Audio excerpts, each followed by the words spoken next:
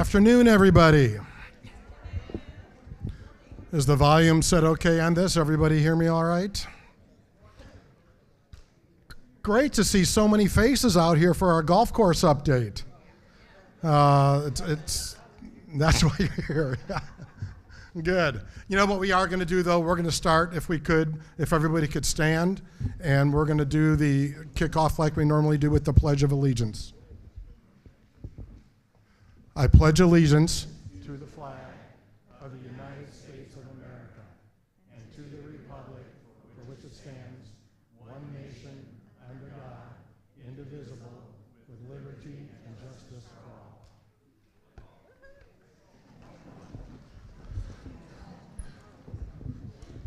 for all. All right, you know what? I'm going to do this. Jim Morgan, would you mind reading the Decorum statement? Is he live here? Testing, yes. Will do, thank you. The Colony at California Oaks Homeowners Association appreciates your participation in this golf course town hall meeting. In an effort to maintain proper decorum, we respectfully ask that all in attendance be courteous to the presenters and your fellow homeowners who have come to this town hall meeting to be informed.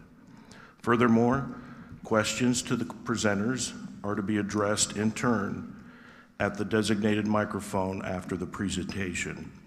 Questions and statements from the audience, as well as other disruptive behavior, will not be allowed. Anyone creating a disturbance will be asked to leave the meeting. Thank you. Thank you, Jim. And as long as he got the microphone, we're going to move into, this is weird. I'm used to moving. I'm tied to this today. So you're stuck looking at me the whole time, Norris. Yeah, it rolls. I want to go through introductions, and we're going to start here. Jim, if you wouldn't mind, and then go around to each of the folks over there. Kimberly Evans. Jim Morgan, General Manager. Ryan Jones, I'm sorry, over there, all right. Didn't listen to instructions. Oh. Sorry.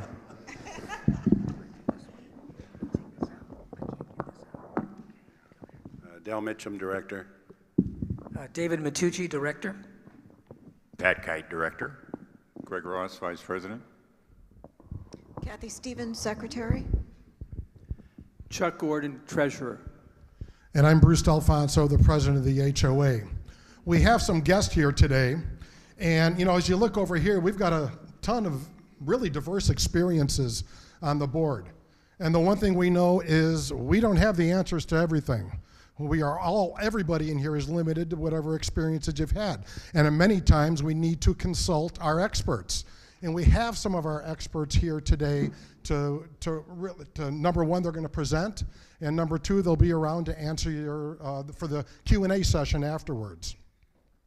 So one you already know, Ryan Jones. He's our attorney from Epson, and he handles most of our legal work. Actually, Epson handles most of our legal work that we have here at the Colony. Ryan has actually been on this journey for 11 years? Since 2012. Since 2012, so 11 years. So he's the expert in this. And he really is, that's why we hire him. You know, we hire experts to help us make good decisions. And he knows this whole litigation thing inside out, and he's going to bring us up to date on where we are in our litigation. We also have a guest speaker that happens to be a resident of the Colony, and this is Jim Spooner up here. You're going to hear from him later. Not only is he a resident of the Colony, he is also a golf pro and a GM. He's the general manager of Reedy Creek Golf Course in Escondido. And you'll hear from him today. He's going to speak, things around his experience, where the golf industry is today, and what the impact can be here on the Colony. We also have two gentlemen. We've got John Christensen and Eric Johnson, and they're here from JC Golf. They are one of the premier golf management companies in Southern California. They have a great stable of courses that they manage, and they're going to speak on what it takes to restore the course, to maintain the course, to keep it going. How do you market the course? How do you get it to profitability in as short a time as possible? And they have a plan for that, and they're going to talk to you about that as we go through it. So that's our introductions. And now we'll go ahead and move forward. Our agenda today, it's pretty simple. It's about how did we get here. And some of the slides, we're going to review what we did back in October of 2021. Two reasons. Number one, to jog our memories. Number two, there's a whole lot of people that weren't at those meetings in October 2021, and it'd be good for them to understand how we got to where we are. Then we're going to take off from where we are now, where we are today, and that's where you're going to get, I know a lot of you are looking forward to the update on litigation to get a really good feel of where we're at on that. And then we're going to also talk about what's going to happen with the course, what to take from a golf management standpoint. After that, we will get into Q&A. We are going to do our best to close this whole thing off at noon. We know people have things to do and getting into the lunch hour. So with that, I'm going to keep it moving and start with, how did we get here today? And like I said, you're going to see some of the slides. One of the slides, the very next one, is this is the map of the colony. You all have this in your phone book. You've seen it before. And real quick, what happened was, next slide. I'm doing a very brief history. We went into a lot more detail a couple years ago, but I just want to give you the high-level stuff that's important to know. Back in 1989, that's when the building started in this whole area, and Crowell was one of the first builders in here. They actually built the first 11 holes, and that's the part of the course that if you're coming in the entrance, it's to the right and everything going back. The very next year, Brock Ryland came in. They built the other 7 holes. They had some disputes between them. They never had a good contract between them. I'm not going to get into all that. In the end, Ryland ends up owning the entire course.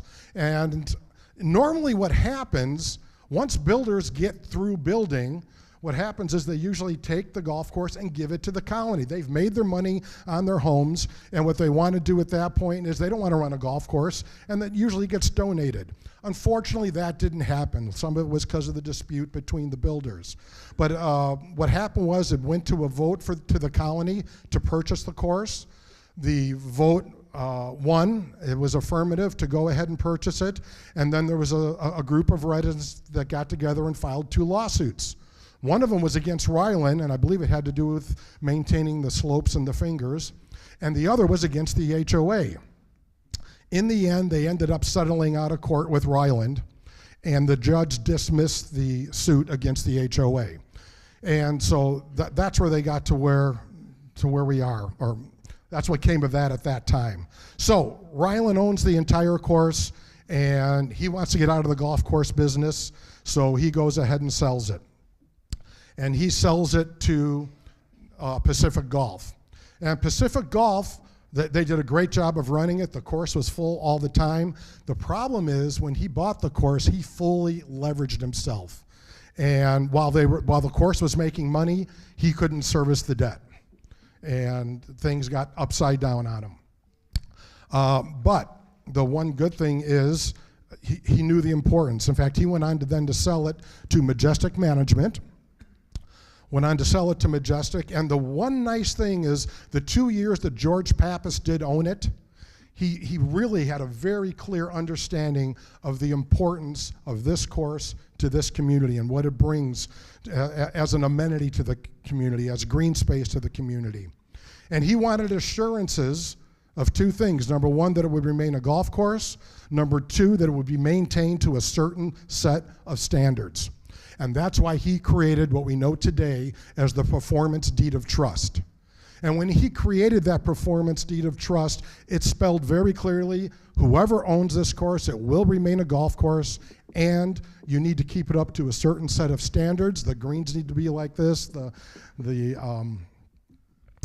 tee boxes, the fairway, all that kind of stuff, but also that they had to maintain the slopes and the fingers to keep those looking good. George Pappas ended up selling that to the colony. We own that deed of trust today. And the beauty of it is every judge along the way in this litigation journey has held up that deed of trust, and it's a real thing. They even said anybody that owns it in the future is subject to that Performance Deed of Trust. And Ryan will talk more about that later. But the key is Majestic signed it. They agreed to those standards. And that's kind of what got us to where we are. So when Majestic took over the course, this is what it looked like. This is if you're walking down Colony Drive, number 9, you can see everything's green. You can see the creek is cut back. You can see the flowers blooming. I wasn't here then, but it was a thing of beauty. You look at hole number 2 here. You can see that's what the slopes looked like with flowers growing on them. Those of you that were here then, you remember that stuff. Go back one slide if you would. If you look at this, one other thing I want to point out, because you all see sand traps when you walk around. Look at that. That was white sand. That's a quality. We don't have that type of quality anymore. But this is what we want to get to. The next slide, if you look at, that's hole number 17. The streams flowed freely. They weren't encumbered by a lot of garbage. You can see more flowers on the side. And one thing I was told from residents that have lived here back then, that lived on the slopes, they said the slopes were like this also because the water would cascade down like a waterfall through it. That's the type of thing we want to get through. So, what happened? Now, we are at the point where Majestic Management owns the course. And you saw what it looked like when they took over. But then in June of 2009, to save money, they turned off the water on the slopes and the fingers. That's when everything started to go bad. That's when the relationship started to sour. Now, a lot of people think that, oh, we started this lawsuit. No, we did not. The lawsuit actually started in 2012. Majestic filed a lawsuit against the Colony for putting barriers in front of them making money, which never really happened. But what we did then, we had to respond, and we responded with a countersuit. And the countersuit says we have a performance deed of trust, and we want to be able to enforce the maintenance standards on the course. We want to be able to enforce the maintenance standards on the slopes and on the fingers. And so that's where it all started. And now it's swirled for the next 6 years, till finally in 2018, the court denied Majestic's claims. Every single one of them. And the court granted HOA full rights to enforce the standards with a specific timeline. In fact, they had a year to get this done. We're back in court, and it's a year later, and all of a sudden, nothing has taken place.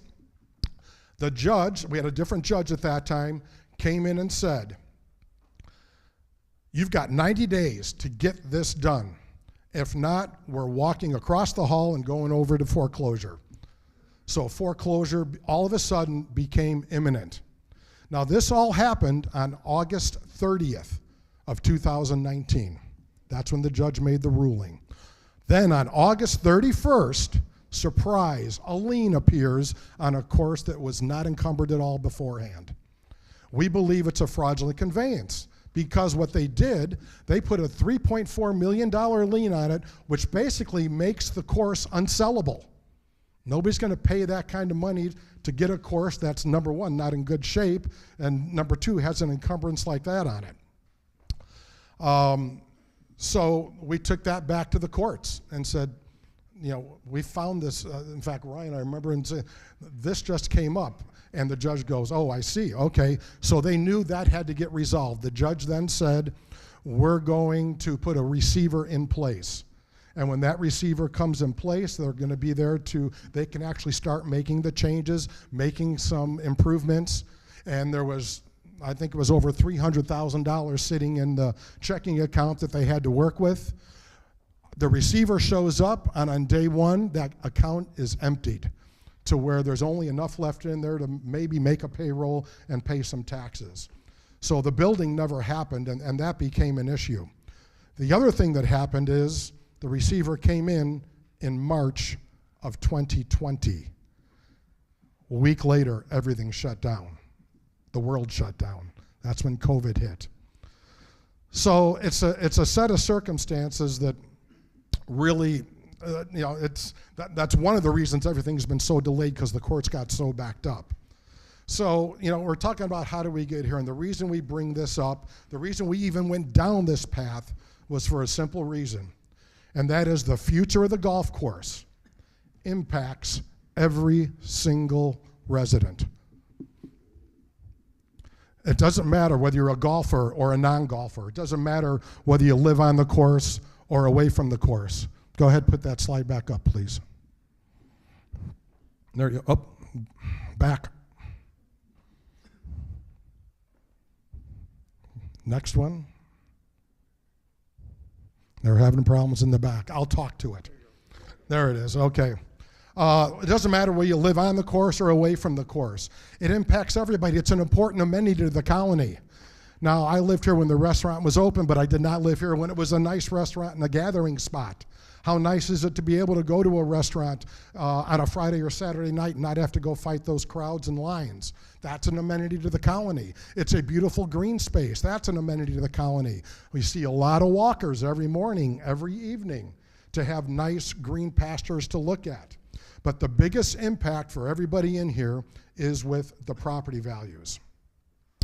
And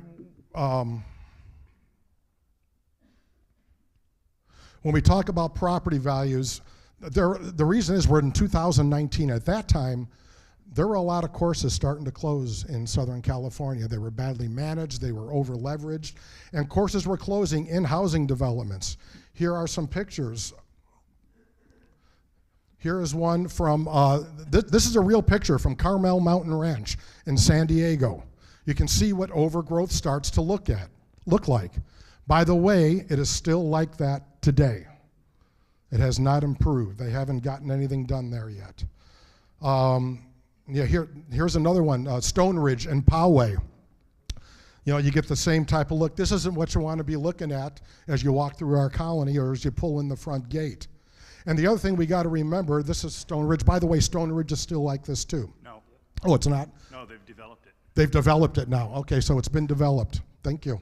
Big houses. Big houses. And then the next one is there's buildings to maintain. This is their cart barn, and we have something similar. You know, we got a restaurant, a cart barn, we've got a pro shop, we've also got a maintenance shed. But things fall apart, and that's what you don't want to happen. These are the things we're trying to avoid. And these are pictures that we show. There's another one in here, and it's just pictures of what we're trying to avoid, what we don't want it to look like. And we showed all these pictures back in 2019. Now the next picture, this was Rancho Penasquitos down in San Diego County. And this was a real picture taken in October 2021. In fact, I think, Joanne, you took this picture when you were out visiting. 5 times that amount now. So those are the types of things. But so we were showing these things, and I know there's been scuttlebutt going around that these are scare tactics, because we were scared. But it wasn't a scare tactic, it was a reality check. Because at that time, in October 2021, just what had recently come out from the state of California was SB 9 and SB 10. And basically what that did is made affordable housing allowed everywhere. The cities could do very little to stop it. Also on top of that, Majestic publicly stated in court, in public, that they wanted to build on the land. Now there are parts, you know, we got 2 creeks that run through here, and those are blue lines. We were trying to meet with the city. We had a meeting scheduled with them when, in October of that year. They had to postpone, and they weren't able to get back together with us. I think it was December or January when we met with them. And we sat down with them, and we went over all of this with them. They said, yeah, building could take place. That is a possibility. You know, especially from blue line to blue line. There's a lot of open space there on Jackson Avenue that is not encumbered by the blue lines. Blue lines are the creeks. Blue lines are run by the Corps of Engineers. Now, what they did say is they still would have to go through approvals through the Corps of Engineers, and that adds time and money. And what they were getting to, the other thing they said, in order for that to happen, we would have to change the zoning. Our city council has no appetite to do that. The other thing they would have to do is provide a new entrance that the city would have to pay for, and they had no appetite to do that. They did warn us, that's this city council. They said never say never. You know, they were pretty clear on that. So we felt, we were at least relieved, because the biggest thing they said is, right now it wouldn't be a good investment for any builder to look at that. There's too much other land available in Murrieta. And you're seeing that around Murrieta now. You've seen all the apartment buildings going up all over the place. So it wasn't a scare tactic, it was a reality check of what we were looking at that point in time in October of 2021. And what we were worried about then are property values. And we had to look at it. We had to go out and actually do case studies to see what this was all about. And the golf committee, in fact, Joanne helped lead that up, went out and talked to these organizations where the courses had closed and what happened to their property values. And in fact, I remember one of the stories she went in there and they said, property values, we can't even get a realtor to come through the front gate because it's all so overgrown out front. That was a reality check for us. Now, we wanted to say, we're not the experts. We're just getting this from people. So we brought experts into the equation. We did the research. We talked to realtors. We talked to real estate brokers. We talked to appraisers. What are their opinions on it? We hired a professional consultant to tell us what's the impact of a golf course on the colony, both if it's successful and if it's not. And what we found out was that everyone was in agreement that property values would go down anywhere between 15 and 35%. And that's the range you're looking at. And a lot depends on the economy, where you're at. Are you in a hot market, a low market? But that's the range they thought it would fall in. So let's understand, what does this mean to the average homeowner? And this is what we were looking at the time. So if you go back, we were saying if the average home value is $500,000, and let's say it's only $10,000. Let's say they're wrong. It's only a $10,000 or 10% drop. Well, that still comes out to a $50,000 equity drop for residents, minimum. And if it's on the low end at 20%, that's $100,000. So, but these are real dollars, especially in a 55-plus community. We have people in here, life happens. They need to pull from equity to help make those checks extend from month to month. They need equity because illnesses happen, medical expenses. We're in a 55-plus community, people need to move to assisted living, and many times they need to draw from equity to make that happen. The last thing we want to do is remove any of that. Now, sitting there in October 2021, again, looking through those glasses, we had two key dates in front of us. One of them was January 14th, just a couple months ahead. And we knew we had the fraudulent conveyance on the docket, and that was going to start, because the judge wanted that to start first. Then after that, 2 weeks later, January 28th, would be the foreclosure hearing. And we knew, okay, what does that mean to us? We had to look, what do we need to be prepared to do? So those two dates were in front of us, and in October 2021, we looked at it, and we said, there are some possible legal outcomes. By the end of January, three things could happen. One of them, the first one, is that the judge could extend the receivership. And that's not a bad thing for us. It would just mean more time on the clock, but that would be out of our control. There's not much we can do if the receiver stays in, and we support that. Now, what is out of our control is the other option. If after that foreclosure hearing, the judge says, okay, that's enough, we're through with this, we're returning the property back to Majestic Management. If that happens, we're done, we're out of the picture. Doesn't matter what our vision is, doesn't matter what we want to get to, we are at the mercy of Majestic at that point. So what we did focus on is the third option. And that third option was the judge does really move it to foreclosure. So we said, boy, if this is really going to happen in the next 60, 90, 120 days, what does that mean? And so that's what we focused on. So we looked at what are the options if it goes to foreclosure. And we came up with really two real options. The first one is to find a new owner. Now, that'd be well and good. We'd love to get a new owner in here, especially one that we can work with. But there are some potential barriers for anybody that would be interested in this course. And we identified these back in October of 2021. First off, the biggest potential barrier is that $3.4 million lien. Now, people need to understand that performance deed of trust that we own only allows for a maximum encumbrance of $1.25 million. So even if the judge were to rule in their favor, it could not be more than 1.25 million. We knew it wasn't 3, but that's a barrier to anybody wanting to buy this. The other then is the performance deed of trust, because that performance deed of trust says you need a big capital infusion to be able to restore the course, to be able to bring back the course to what it needs to look like, along with the slopes and the fingers. By the way, that capital infusion needed, the performance deed of trust right now, the judge ruled, Ryan's going to talk more about this, but it's $2.75 million, and they gave us a credit for it. What that means, anybody that bids against us, if we do go to foreclosure, they have to pony up the money first to get the course up to speed. That's what that's all about, okay? Because they're liable for that restoration. Now, the big thing is the course fingers. You know, there's a lot of fingers around here. There's ongoing, not only restoring them, but then there's ongoing monthly maintenance to keep it going. And the thing with fingers is there's no value to the golf course. Now, I know we've got some newer people in here. You might say, what are the fingers? Well, if we look at the map here, we've got, this is a map of the colony, and go ahead and hit it. And every area that you see in red is a finger. The fingers are not part of the playing surface. The fingers do nothing to enhance the quality of golf. A lot of the fingers, a golfer can't even see them. All the fingers are is an expense and a burden on any owner because it costs money that brings no value to the product that they're trying to sell. All right? So, there's other challenges for a new owner too. Go through all those there. And the last one is it's a low return on investment.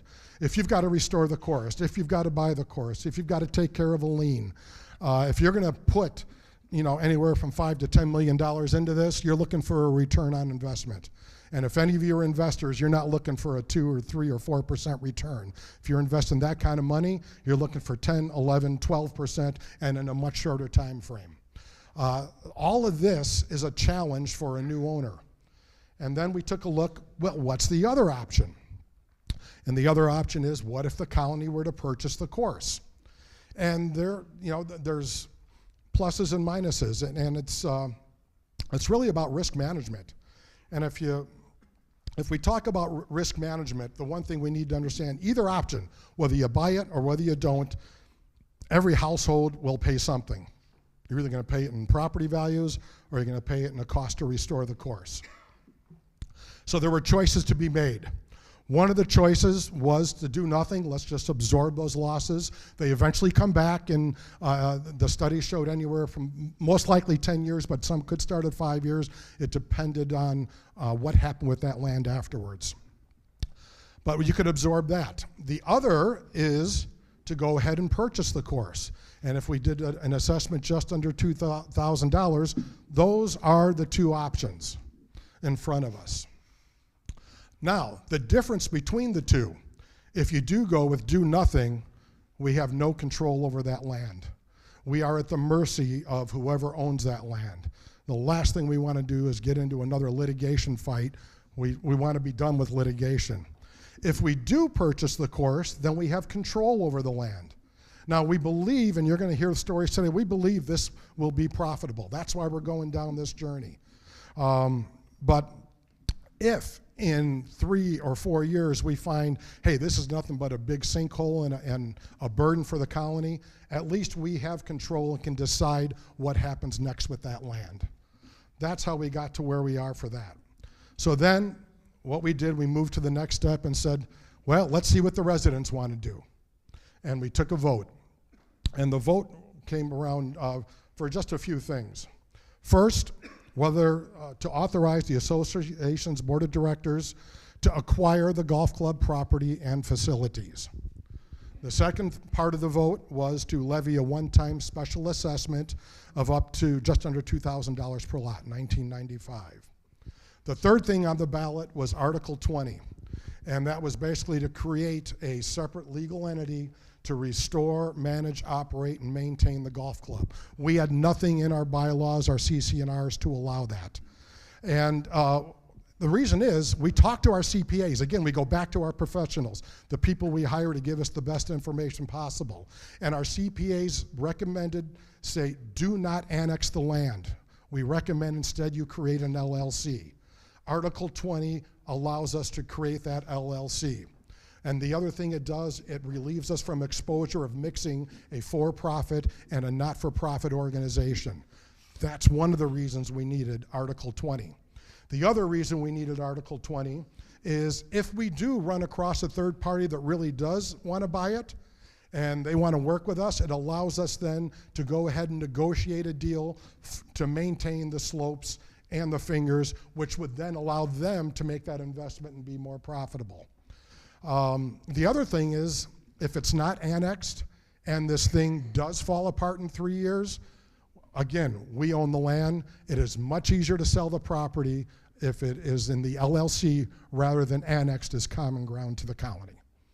All right? That explains Article 20 very simply, not much more. Did I miss anything, Ryan? You did a good job. All right.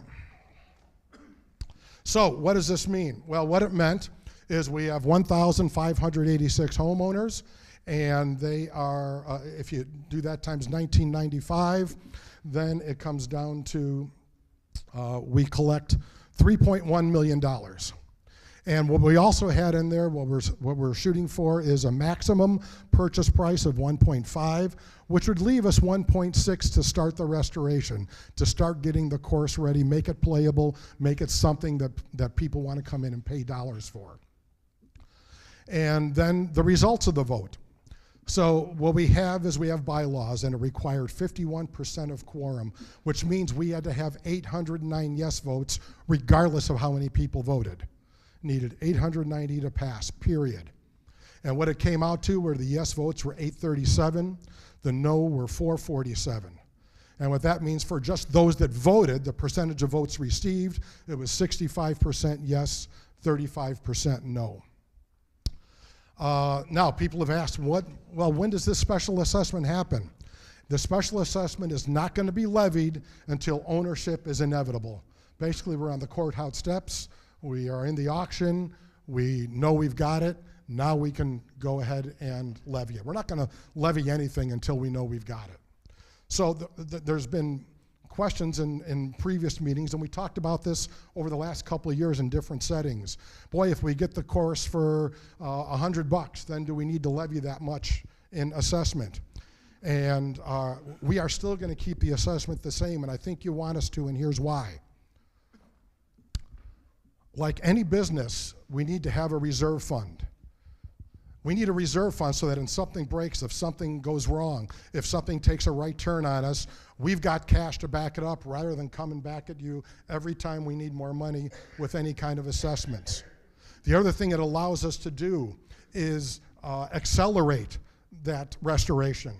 You know, I'd love to have a restaurant there in 1 year rather than have to wait 3 years. So there is no plan at this time to change the assessment from 1995. There's a whole lot of advantage for us moving forward if we can accelerate, especially with the news that we've gotten on what the performance could be, what the current golf market is doing, and you'll hear more about that coming up.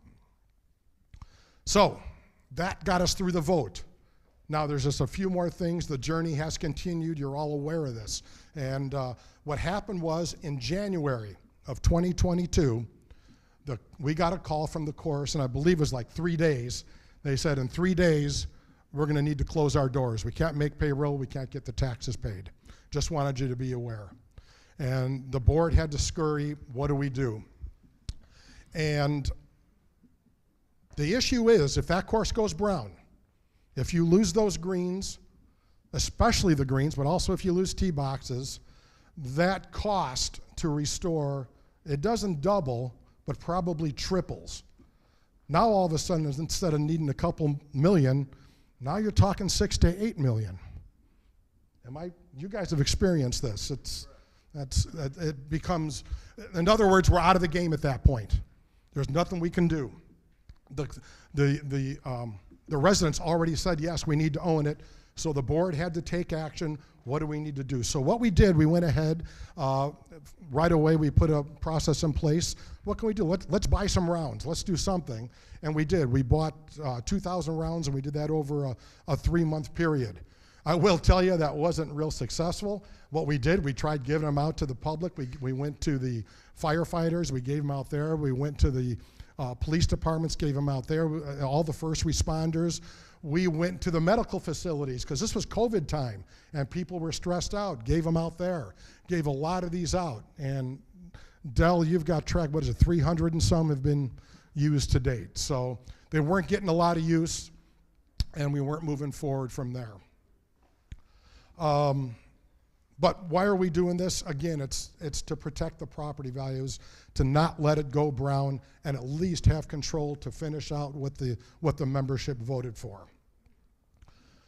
So what ended up happening then is we spent $362,000, and it was just basically funding their cash reserves so they could keep it open. They make requests, and we honor it just to keep it open. We also work with them. What can we do to increase rounds, which is it's getting a whole lot better. But through April of 2023, that's the amount we had given the course total. Fortunately, Chuck and I talked a lot about this, and this man here had the foresight, let's just put this in the budget rather than having to meet a request. So we did. We made a decision, and it's a tough decision. We made a decision to that $50 increase in fees, 16 of that was for the golf course. That $16 a month is to help us keep the doors open, help us fund it, help us protect that $50,000, $100,000 piece of equity on everybody's home. And only for a short time. Once we own it, that equation changes totally. So then, again, it's about risk management. Now, any business, there's risk. Any business you get into, there is risk. You need to understand what is success versus failure. And the good news is there's a lot of things in play right now that are increasing our chances for success. One of them is the popularity of golf. COVID did one thing, and that was increase the popularity of golf by a lot.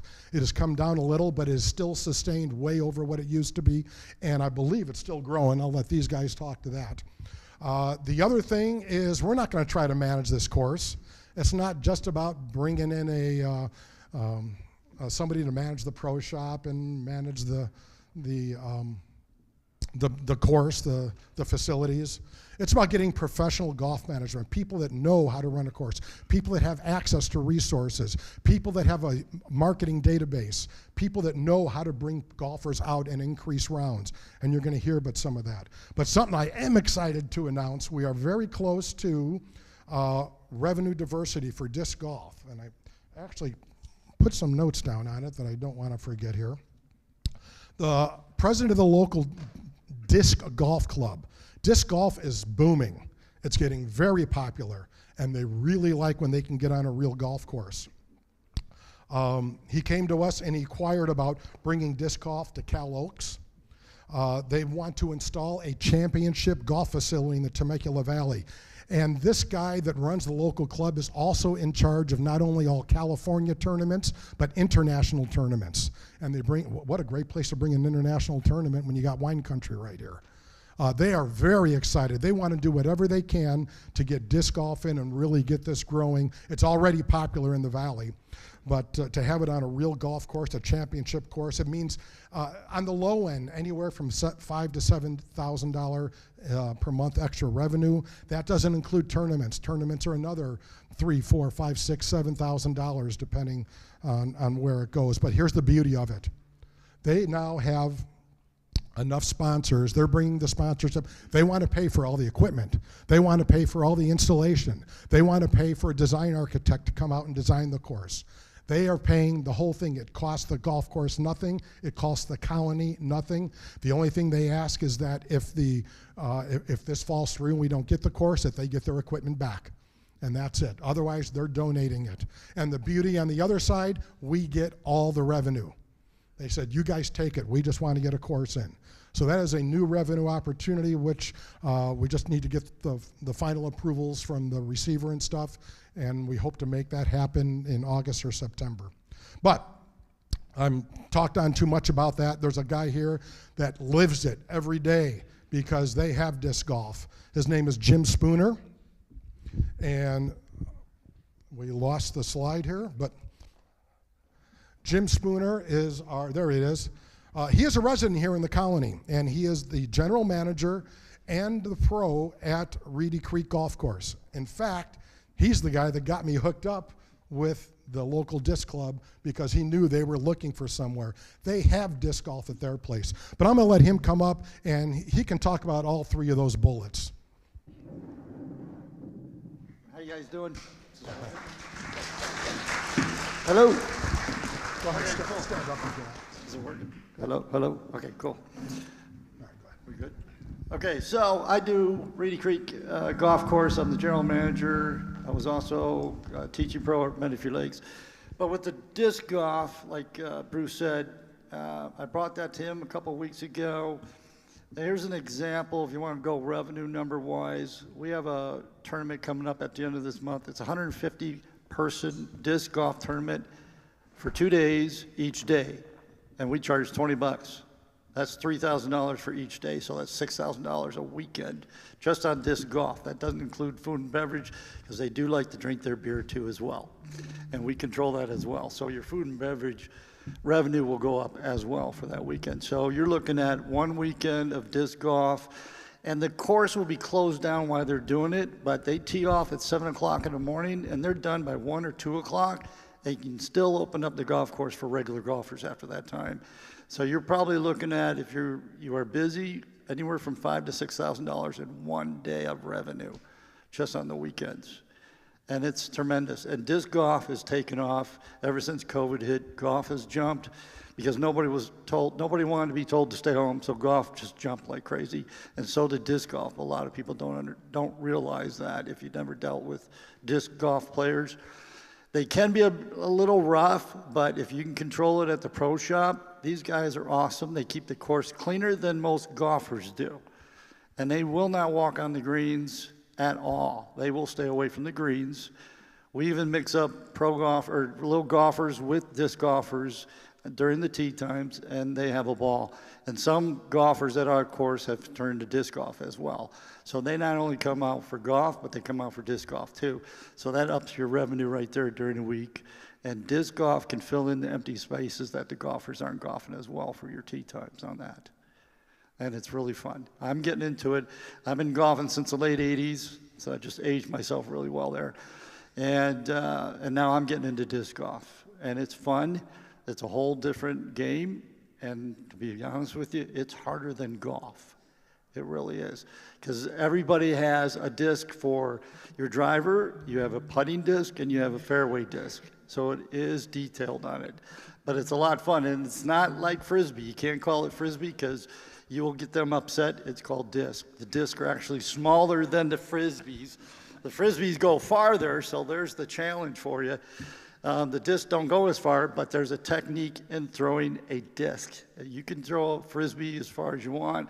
Disc has a lot of technique involved in it, and it's a lot harder. But the revenue here, like Bruce said, I think we have all 18 paid for baskets, plus another basket to be put in for practice. And I volunteered to dig one of the holes to put the disc in, and we have a bunch of other volunteers to do it too. So we are looking for no cost to the colony to put this course in and include it in the golf as well too. That's it. Anything else? Might as well keep going. Yeah, might as well keep Oh, going. by the way, disc, don't break windows. That's true. Is this still working? Hello, hello. Okay. Just to talk on the revenue part of it. I know some of us aren't golfers here in the colony, and Bruce talked about some of the courses going down. You guys remember the North Course in Sun City up the road here off of 215 in McCall? I used to run that course as general manager. All the people around that course own that course. We had it profitable after 3 years. They didn't like the kids being around there because we brought in a very successful junior golf program, which we could do here too as well, on a limited basis. And they didn't like it, but we made $20,000 the second year we were open for the junior golf than that, and they didn't like the kids running around. So I left, and I told them within 3 to 5 years you're gonna lose that course, and they lost it in 3 years. So when you have time, if you want to, drive up to McCall Boulevard, make a left, and take a look at North Course right now. It's dead. It's not a course anymore. So if you don't want a course here, people are fighting against this, that's what you have to look forward to if you don't want to put money into this course and keep it really nice. Okay, thank you. So that's some insight from a resident here that's pretty good at the golf stuff. That brings us up to where we are today. So it's time to move on. I know a lot of you are interested on where are we at with this litigation. There's been a lot of different information going around. A whole lot of it's wrong, misinterpreted. So we're bringing in the expert to actually talk to it and tell us what's real. Ryan Jones. Thanks. You can bring up the slide, Tim. All right, so we have two parallel tracks going, and Bruce has alluded to that. The 2012 lawsuit, believe it or not, is still going on. Once the appeal was denied to Majestic and the judgment stood, the next thing we did was we brought up the foreclosure, or we tried to foreclose on the golf course. That's when the lien, the $3.4 million lien, was placed on the golf course. And just to let you know, I don't want to take too much time and get too far into the weeds, but during the trial of the underlying case, Jen Wang, who's one of the owners of Majestic, sat on the witness stand under oath, questioning by her own attorney, and he said, "Where'd you get the money to buy the golf course?" She said, "Family money. We used our own money. There's no liens, no notes, no deeds of trust on the golf course. You know, we're successful people, and we put up all the money."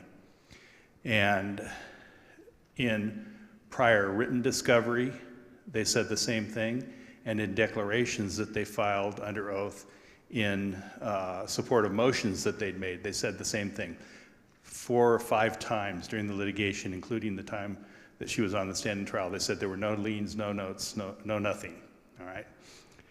So we say, fine, the golf course is free and clear. We looked at the property records, and it was free and clear. So we said, let's go ahead, let's foreclose. At that point in time, it was, let's foreclose and get somebody else in here to do it. And the very next day, as Bruce alluded, they created a $3.4 million deed of trust and recorded it against the property because they knew that the court was intending to foreclose on the golf course, and they did that as a stumbling block. So we filed the fraudulent conveyance action. There's a statute in California that says that someone who fraudulently encumbers property to hinder a creditor from executing on that property can have that conveyance set aside as a fraudulent conveyance, and that's what we're trying to do. Back to the original lawsuit where we're trying to foreclose, we went through COVID with the receiver, and just about every 6 months, Majestic's attorney was filing a motion with the court. This is, the receiver's not doing what he needs to do. Let's get rid of him, turn the golf course back over to the Wangs. And the Wangs said many times in court, when we get the golf course back, we're going to put a fence around it and close it because we can't be profitable. And they're willing to wait it out. They've waited it out this far. If you go back to 2007 when they bought the golf course, right before they bought the golf course, they had a meeting. And I don't know if any of you here were at that meeting. It's the infamous meeting. I'll call it the infamous meeting because it had a bearing on the fraudulent conveyance trial. But at that meeting, they were talking about, oh yeah, we'll buy the golf course and we'll wait out the Agul settlement agreement terms, and then we're going to build a medical arts and senior living facility along Jackson Drive. That's what we want to do. And we'll give you the rest of the golf course. You know, if you want to make it a 9-hole golf course and run it yourselves, we'll just give it to you. That's what we want to do with it. That's been their stated intention all along. And that's what they want to do. That's what they still want to do with this golf course. Now, we know that there are impediments to them doing that.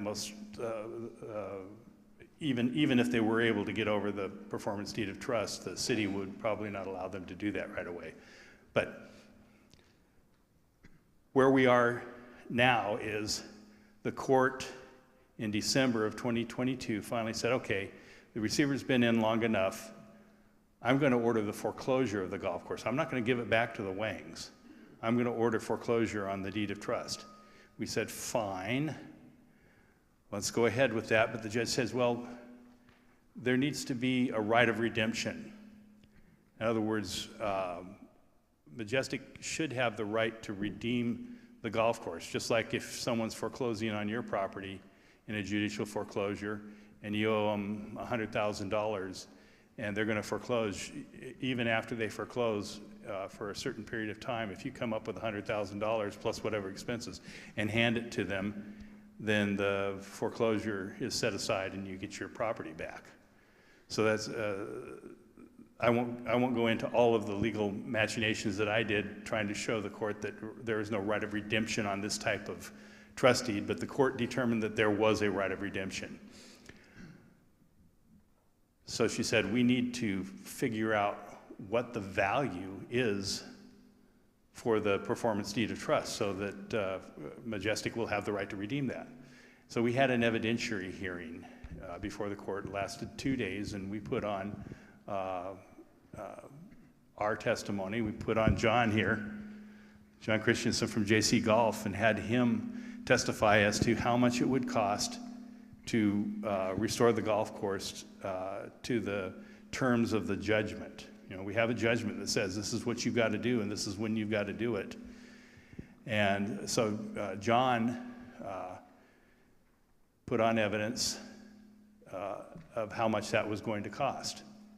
Majestic didn't counter that evidence at all. They just said, well, you paid $3,000 for the performance deed of trust, so the value of the performance deed of trust is $3,000. Or it has zero value. The court ruled in our favor and said, yeah, the value of the performance deed of trust is the cost that it will take to restore the golf course plus management fees. And that was about $2.75 million. So, and the other important thing that we got out of that hearing, out of that court's order, was that Majestic's whole point was if we redeem, that means the performance deed of trust goes away. So we buy the property back and it's not subject to the performance deed of trust anymore. And the court said, no. You can redeem it, but you still got to abide by the judgment. So if you redeem the property, you still got to put the money into it and bring the golf course up to par. So that's where we are with the with the foreclosure action. I submitted a judgment to the court to order the foreclosure of the golf course with a redemption value of $2.75 million. Now, there's been a little speed bump, a big speed bump along the way. Let's talk about that. In the fraudulent conveyance trial, we were trying to get the fraudulent conveyance trial set as far back as January of 2022. In October of 2021, Sojin Chu's attorney, Sojin Chu is the name of the gentleman who is the beneficiary of the $3.4 million. He's allegedly the guy who leads the group that loaned the money to the Wangs to buy the golf course. Anyway, his attorney filed a motion to be relieved as counsel and quit. So Chu went out and hired another attorney, And that attorney came into court in December of 2021 and said, hey, I'm not ready for trial in January. Can we continue the trial out? So the court continued the trial out until March of 2022 to give him time to get ready for trial. We were all ready to go. March comes. This is Judge Bermudez in French Valley Courthouse. Judge Bermudez says, no, I still can't take you. We've got too many trials ahead of you, so we're going to continue this. I don't remember the exact date. It's probably on the slide. Maybe not. No, several continuances. Okay. Several continuances. Finally, I think it was in June of last year, the judge says, I want you 3 attorneys to meet and confer and come up with 3 dates that work for all of you for a trial date, and I'll pick one of those and we'll set the trial for a date certain. And the judge did that. So we were all ready to go to trial in the fraudulent conveyance case, filed all of our trial briefs and pretrial motions, and Judge Bermudez looks at this and says, whoa, says, I don't want to try this case. I think Judge Asbury, who has the foreclosure action, should be trying this case. So he transfers the case to Judge Asbury. And Judge Asbury says, well, I'll try the case, but I want you to try one last attempt to settle it. I know you've already been to a mediation and that wasn't successful, but I'm going to send you back to Judge Bermudez to try and settle the case. So we had a settlement conference with Judge Bermudez that lasted for 2 days.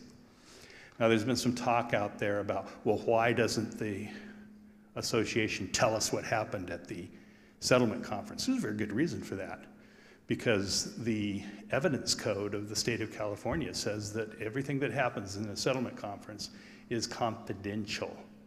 I can't talk about it. They can't talk about it.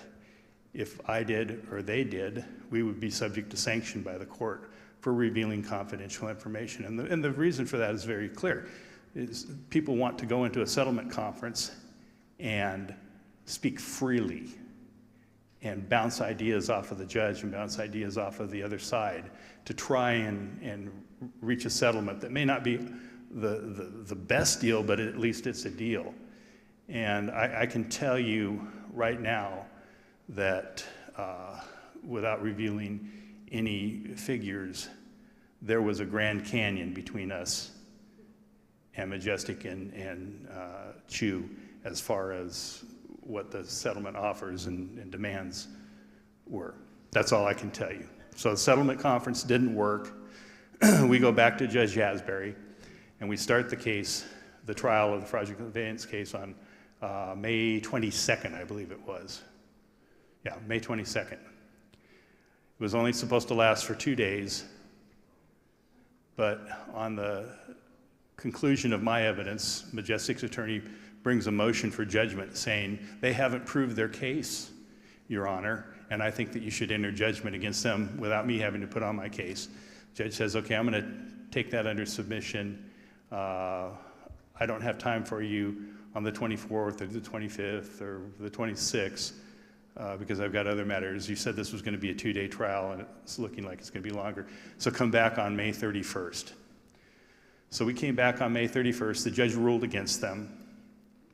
In fact, she ruled hard against them and said, I'm extremely troubled by the evidence that I've heard in this case as far as the statements made by Mrs. Wang and Majestic in the prior litigation that there was no deed of trust, and the timing of the deed of trust when it was recorded right after this court said, I'm going to order foreclosure if you don't do it. And so I'm denying your motion. So he puts on his case, and we are literally maybe an hour from ending his presentation of evidence, and he has Hai Wang up on the stand. And he's showing Mr. Wang a copy of a letter that had already been admitted into evidence. And the letter was written by Hai Wang to Mr. Proctor, who was the president of the Homeowners Association back then in July of 2007. And it was a memorialization of that meeting that I talked about, that the that the homeowners association members had with the Wangs. Now, it wasn't an official meeting, it wasn't a board meeting, it was just a couple of board members and some other members of the community that met with them to see, hey, if you buy the golf course, what's going to happen here? In that letter, as the judge is reading it for the first time, she notices that one of the people listed as attending the meeting was a lady by the name of, and it was spelled this way in the letter, Joyce Hewke, H-E-W-K-E. And the judge, I could see the light bulb over her head. She goes, well, wait a minute. She says, remember when I first got this case, I told you all that my parents lived at the colony, right? Yeah, we remember that, Your Honor. And I asked you if, and my mother played golf. She was a big golfer. Yeah, we remember that, Your Honor. And I asked you if that caused any problems for anybody, because I'd never talked to my mother about it. I never talked to her about the golf course. I knew nothing about this whole case, even when she was living there. Yeah, we know that. Well, I'm concerned now because I think Joyce Hewke is really Joyce Henke, H-E-N-K-E, and that's my mother. And she was at that meeting, wasn't she? So the judge asked us to confirm a few things, and Jim and I walked out of the courthouse and called Kim and said, can you tell us when Joyce Henke lived here, when she served on the board, and when she moved out? And we got the information back, and she had served on the board prior to 2007. She wasn't a board member in 2007, and she ran for re-election that year, tried to get back on the board, didn't get elected, and so she and her husband sold their house and moved out of the colony shortly after that, either in late 2007 or early 2008. But this letter was July 31st of 2007. And the judge says, I think I need to recuse myself. I'm going to take a 3-hour break and do some research and come back. So she did. Jim and I had a nice long lunch and came back in, and she took the bench, didn't ask a single question of counsel, didn't ask for our comment, just said, I'm going to recuse myself. I'm declaring a mistrial, vacating all of my prior rulings in this trial, and I'm going to assign you to Department 6 next door to Judge Keene, and he's got a trial setting conference already set for you on June 22nd, I think it was. What do? You can't argue with the judge. So we put all that effort in to try the case, and she recuses herself because her mother attended a meeting in 2007. But you know, I've seen a lot of crazy things happen in my 40 years practicing law, but this has got to be one of the craziest things I've ever seen. So the very next day, Majestic's attorney files a challenge to Judge Asbury in the foreclosure action. Said, you recuse yourself in this action, you should recuse yourself in the foreclosure action. And oh, by the way, if you recuse yourself, you should vacate all of your prior rulings that you've made in this case. Well, Judge Asbury filed an order striking that challenge, saying, no, your challenge is not well taken.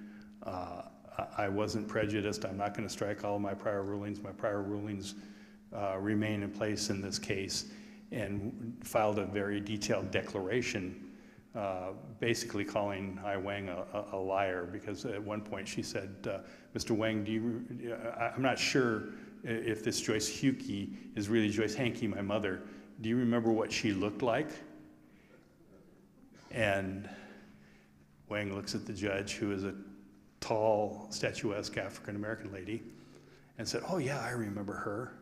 She was a very tall African-American woman. You're laughing, right? Because some of you know Joyce, right? Joyce is short. And the judge looks at him and says, well, that's not my mother. My mother, under no circumstances would anyone call my mother tall. You know, she's short and a little squat. She pointed that out in her ruling. But then the next day, she recuses herself in that case also. But her prior rulings stand. She recuses herself in that case and sends that case to Judge Keene too. So we have our trial setting conference with Judge Keene, and Judge Keene sets the trial on the fraudulent conveyance case for September 15th. And he assures me that that is as much of a date certain as he can give us, which means that it could start on that day or it could start within a few days of that date. So we'll just have to do the whole thing all over again. Fortunately, I've got a good roadmap because I've got the trial transcript from the other one, so I know what questions we ask, I know what their answers are, so hopefully that will go well. The judgment is now sitting on Judge Keene's desk waiting for him to sign it for the foreclosure. Once the foreclosure order is signed, we take that to the clerk of the court and have the foreclosure sale set. A writ of sale will be issued, and the sheriff will sell the property at a foreclosure sale. Like Bruce said, we have a $2.75 million credit. It says so in the order. So anybody that's going to bid on the golf course at that sale, the first bid will be our bid, which is we make a credit bid of $2.75 million. Okay, do I hear 2.8 million? Do I hear 2.9 million? Is anybody going to outbid the association's credit bid?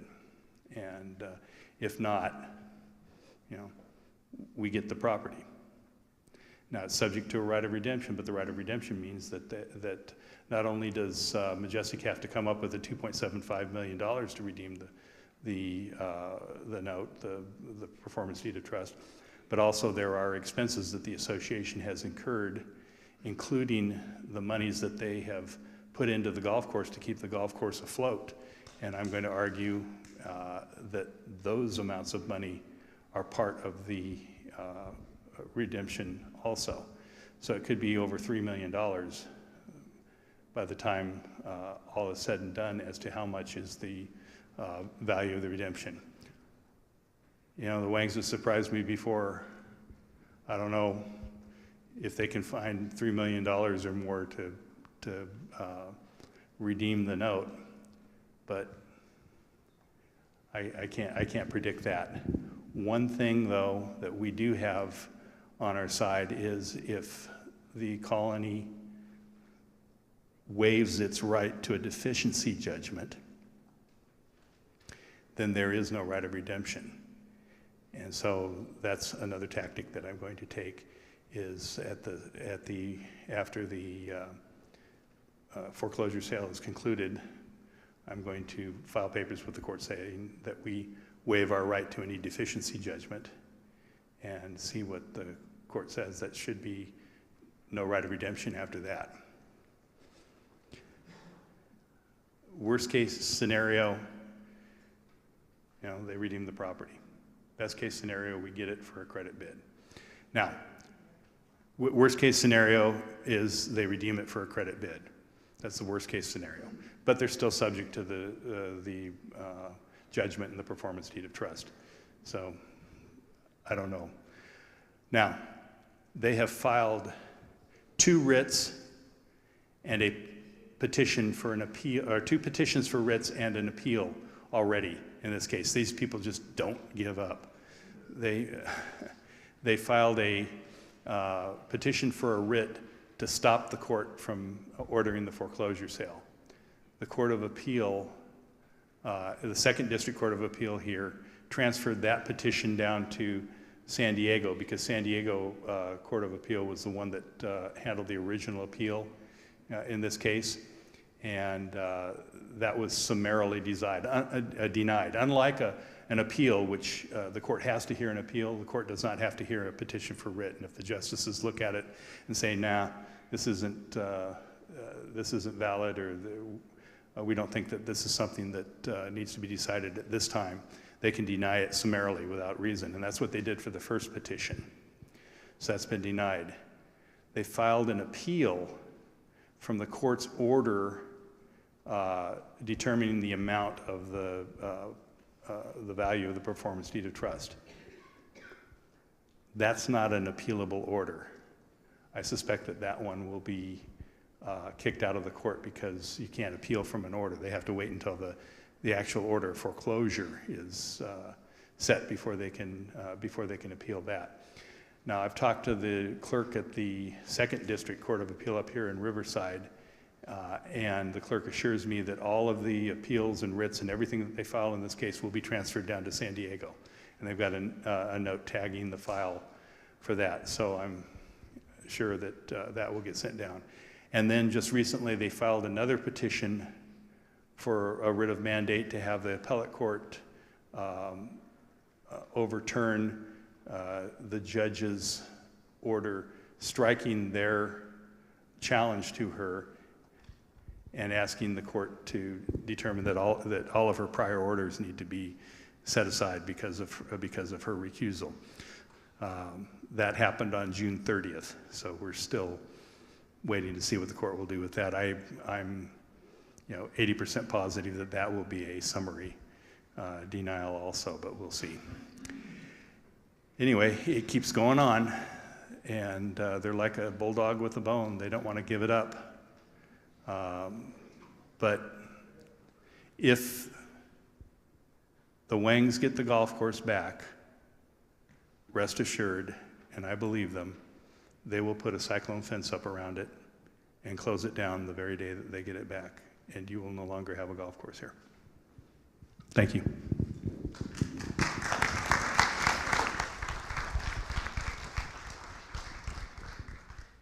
Thanks, Ryan. A point of clarification, it was pointed out to me, I had my slide wrong. The vote was not 50% of quorum, it was 50% or 51% of the voting power. That's why it was the 800 number and not of quorum. All right, you've been sitting for a while. We got one set of speakers left. Stand up for just a few minutes. Stretch your legs, stretch your back.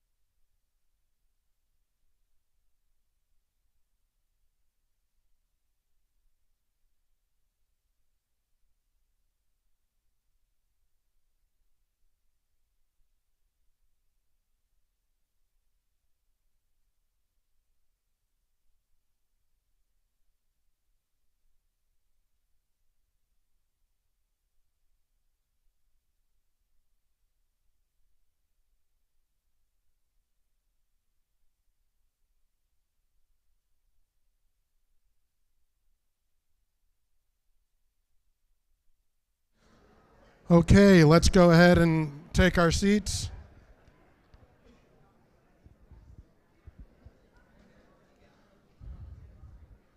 We got our last set of speakers before we get into our Q&A. And once the vote passed, we really thought at that time we'd be in foreclosure quickly. We weren't, but we wanted to make sure we hit the ground running. And that still holds true today.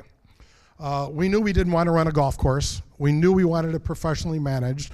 What we did is we put together we wanted to bring in golf management companies to tell us what can you do and actually try to get their bids on what it would take. And we did. We interviewed 4 different companies. They came in, they spent several days going through the course on their own, taking a look at it, doing their due diligence. The 4 companies spent time with us asking questions. Then they actually came in. Each of them came in for a full day. We spent the day with them, went over all the different aspects, listened to their plan, listened to what their costs were, what their revenues were, what their projections were. And it really narrowed down to, after the first cut, it narrowed down to 2 who were the clear leaders. And you know, the one thing we did find was they all had good connections. You know, if the beauty of a management company, you saw what happens when our mowers go down. You've seen what happens to the course. You've seen what happens to the fingers. The nice thing with a management company, if that mower goes down, they can get one here within hours. They can, because they have different resources to pull from, and they'll talk more about that. But the company that we're going to move forward with is one of the premier companies, and that is JC Golf. And we've got with us John Christensen. As Ryan mentioned, he was our expert witness. It was a thing of beauty, especially day 2. You two ran an orchestra there. It was great. And also Eric Johnson, the regional director of golf. And I'm going to get down, have them talk to you, and the floor is yours.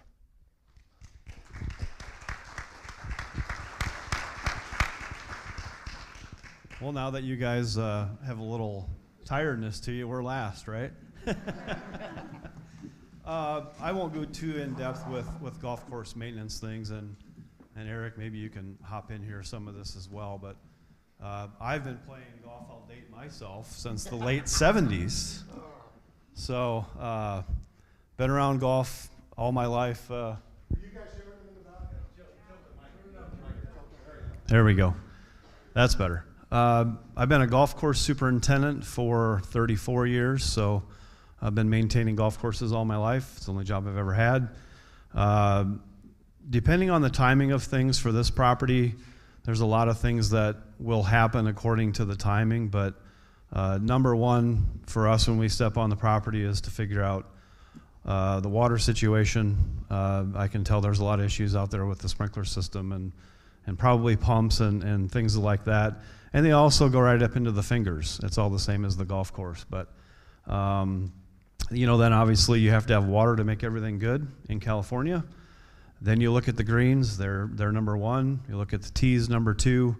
There's a lot of tree work to be done on the property. The creeks need to be cleaned out so we don't have the flooding issue. That's now ruined a fairway. So we've developed a whole list of priorities that we see that need to happen with the property.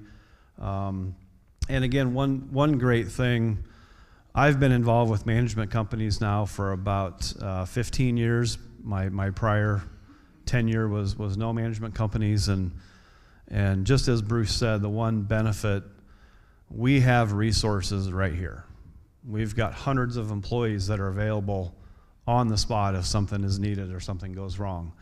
We have a fleet of global equipment that if something, you know, most properties can't go out and buy an $80,000 aerifier that's used twice a year. Well, we have that we move amongst. JC Golf has 13 properties, 10 of those are in Southern California. So we've got all those resources close by.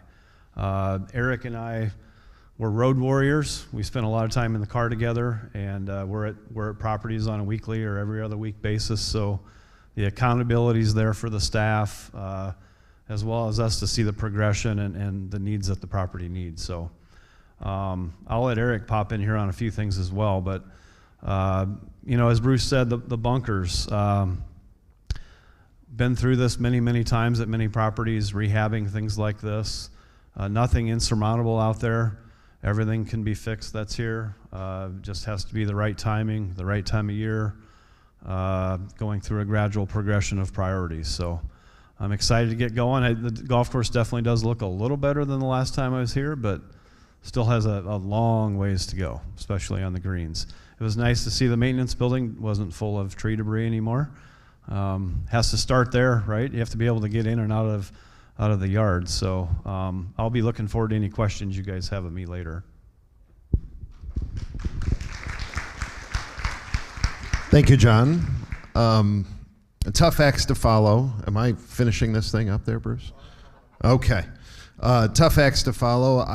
First of all, would just love to say I applaud all of you. You've been very resilient. I didn't realize this was an 11-year journey for a lot of the people in this room. And the opportunity to take control of your community, pretty big deal. So I applaud all of you and your resiliency. My name is Eric Johnson. I'm the Regional Director of Operations for JC Golf. And some of you, if you're not golfers, you might know our subsidiary company, our bigger company, JC Resorts, which would be Rancho Bernardo Inn down in San Diego, maybe Surf and Sand Resort up in Laguna Beach, and a lot of the other resort properties that we do.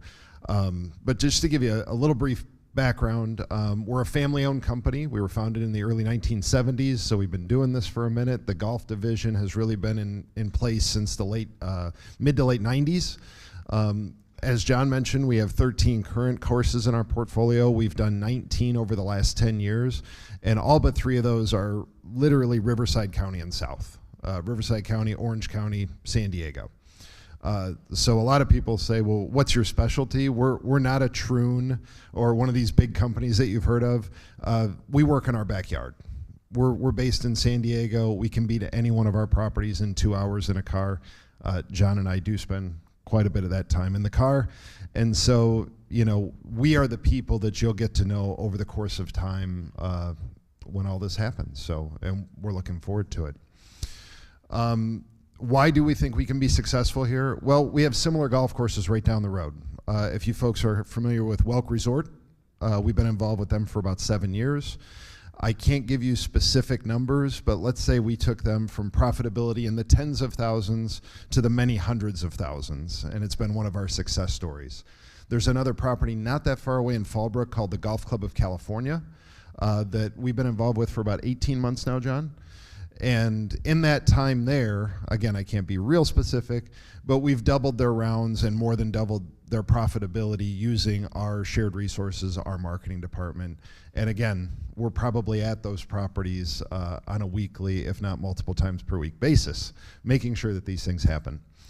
From a marketing perspective, again, we have shared resources. I have a marketing team of 4 people that are based down in San Marcos. That's where my office is. That's where our chief operating officer is also located. Human resources, we have a 4-person department, but an overarching 15-person department. Because if anybody's done business in California from an HR perspective, it's probably the hardest in the nation to make sure that you're meeting all the obligations that you're supposed to. Accounting, IT support, shared equipment. That's kind of what we bring to the table here in this area. I think it took us 38 minutes to get here this morning, and we did hit a little bit of traffic. So, and just a final piece of that, if you haven't been to one of our resorts, for example, the Rancho Bernardo Inn is one of our facilities that we own. I had a beautiful brunch there on Sunday, which was lovely. We do food and beverage. That's a big part of our skill set and what we do in our expertise. So if you have not experienced some of the things that we do, it's right down the street. And I would kind of finish, I know it's been a long presentation with, we're excited to be here. We see nothing but upward potential, and thank goodness that you've been able to keep control of keeping this a golf course up until now, because it's going to make the work a heck of a lot easier when we do get started. So very well done, and thank you.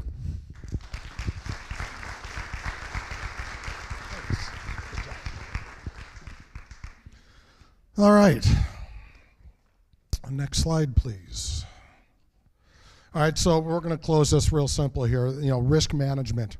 We talked about that, and we talked about the home value impact. Why are we going through all this? Let's understand the bigger picture here. And the bigger picture is this.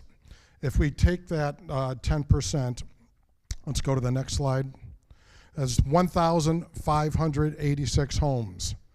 And even if you're on the low end, if it's way below what they're predicting at 15 to 35, the total impact within the community is $79 million, almost $80 million.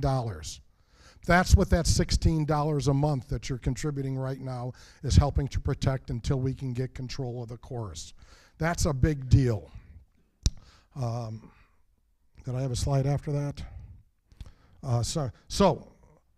As we said, there were 2 options. Every household would pay something. And what we're trying to do is manage those options. Go ahead, bring the whole slide up. Choices had to be made, and it was made to purchase the course. And the big thing is, if you purchase the course, that gives us control.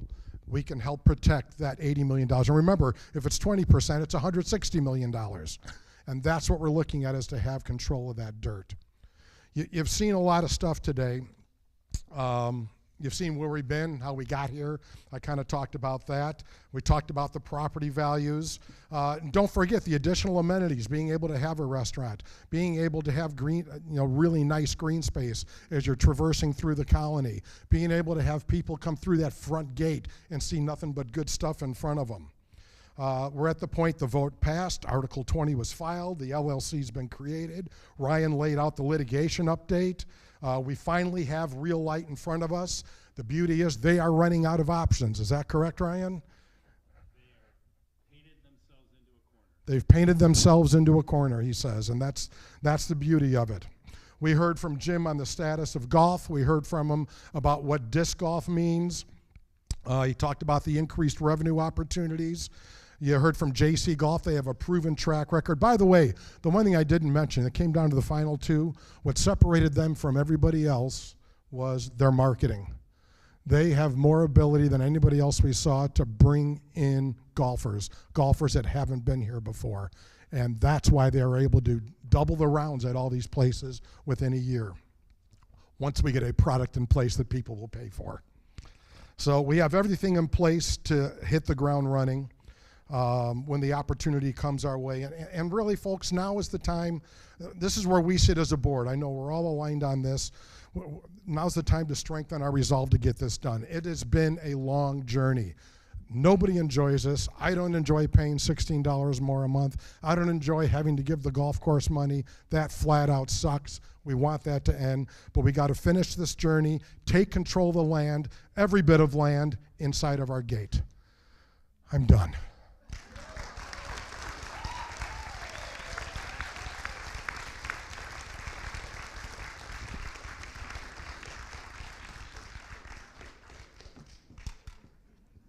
Okay, I'm going to move this over. Now we're going to get into question and answers, and we're going to do this a little bit differently. That's yours, I think. I'm going to move that to the front. So here's what we're going to do. We're going to go with our standard 3 minutes per question. We want to get through as many as we can. What time we got? I know we're running late. We were hoping to go to 12. We'll go to 12:15. That'll give us 45 minutes for questions. But what we want to do is have you come up. It's going to be a 3-minute limit, and when it hits 3 minutes, you've got a few seconds to finish your thought, and he's going to be taking your microphone down at that point. What we do ask then is please go ahead, return to your seat, and then we will answer. We figure that'll optimize the most amount of people to get up. If you need to follow up question, just get back in line and ask it again, and we're going to manage it that way. So, who can I use here? Anthony, do you mind helping us out up here? Let's come up to the middle and start a line here. And you be the front of the line, Anthony. It looks like Dick's going to be the front of the line.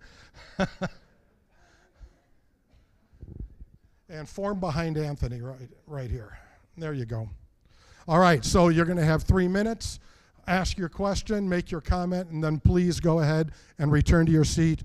And if you need a response, we will reply when you're in your seat. First, I'd like to say thank you and commend. State your name and. Richard Castle, 40134 Colony Drive. I'd like to commend you, Bruce, and the entire board, and Ryan, our legal counsel and staff, for an incredible job in describing where we are today. Incredible job. Okay. A question I would like to ask, but first say, everybody has a right to raise questions and even questions that can cause concern. There's no problem with that. I am very much and vehemently opposed to the accusations that have been made against this board and legal counsel personally and collectively, individually and collectively. And if there's anything that has hurt our efforts to do what we're trying to do, is the dissension caused by those efforts and the effect it has on where we're trying to go. Remember, everything that happens here, Majestic is aware of it, either because they watch these or because somebody sends them the material and information. In any event, for over 50 years, I was in the mediation and problem-solving business. And one thing I discovered, if you want to have strength, you got to have strength. And how do you have strength? You have strength through unity of our homeowners, resolve of our homeowners. We don't have to agree on everything, but we have to be positive and look forward thinking, be forward thinking, not negativity. We can't have negativity to where it hampers us. Majestic needs to know that the colony is strong in its voice and its resolve to accomplish what we're trying to accomplish. And that is preventing the fingers, slopes, and surrounding areas from turning brown. We don't need to know what's going on in mediation, but we have to have the resolve to have strength behind this effort. A few things to note. We have more than just fingered slopes. We have the area that we enjoyed Memorial Day, contrary to what just the other night where we're spread all over the pool and other areas within the colony. We have potential limited wedding venues that are created. The marketing is huge, but we're kind of shooting ourselves in the foot because with all this positive talk, aren't we in fact causing Majestic to potentially say, well, maybe we should try and get this place. Maybe things have turned around where we could do something with it. So you see how this works as a matter of momentum. Let's keep our momentum moving in a positive direction. And for example, talk of a recall petition for this board, that's preposterous. Recall this board that's done the work that they've done for the past 2 years, and Ryan, who's been magnificent in the litigation. I commend you, and you, Jim, and the staff of the HOA. Thanks.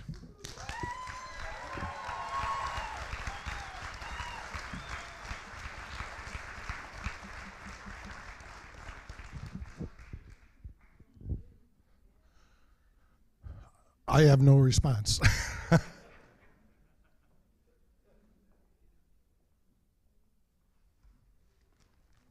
Thank you.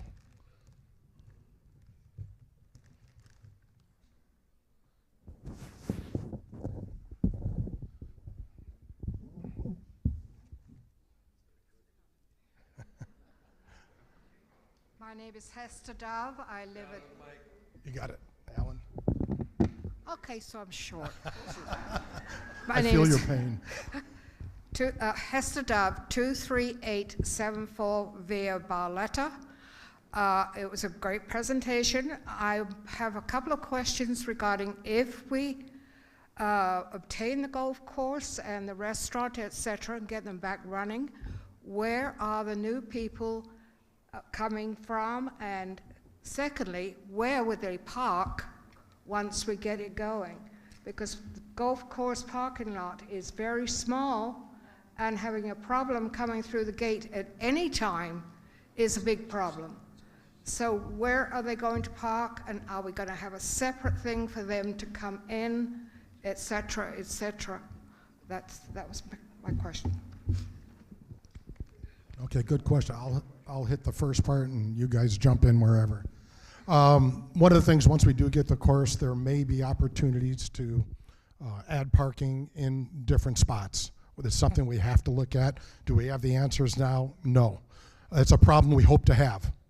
We want to work to get to that problem where that does become an issue.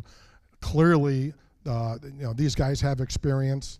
We'll look at different areas where we can enhance the parking, and working with Gates. I know you guys have worked with Gates before. I'm going to turn it over to you.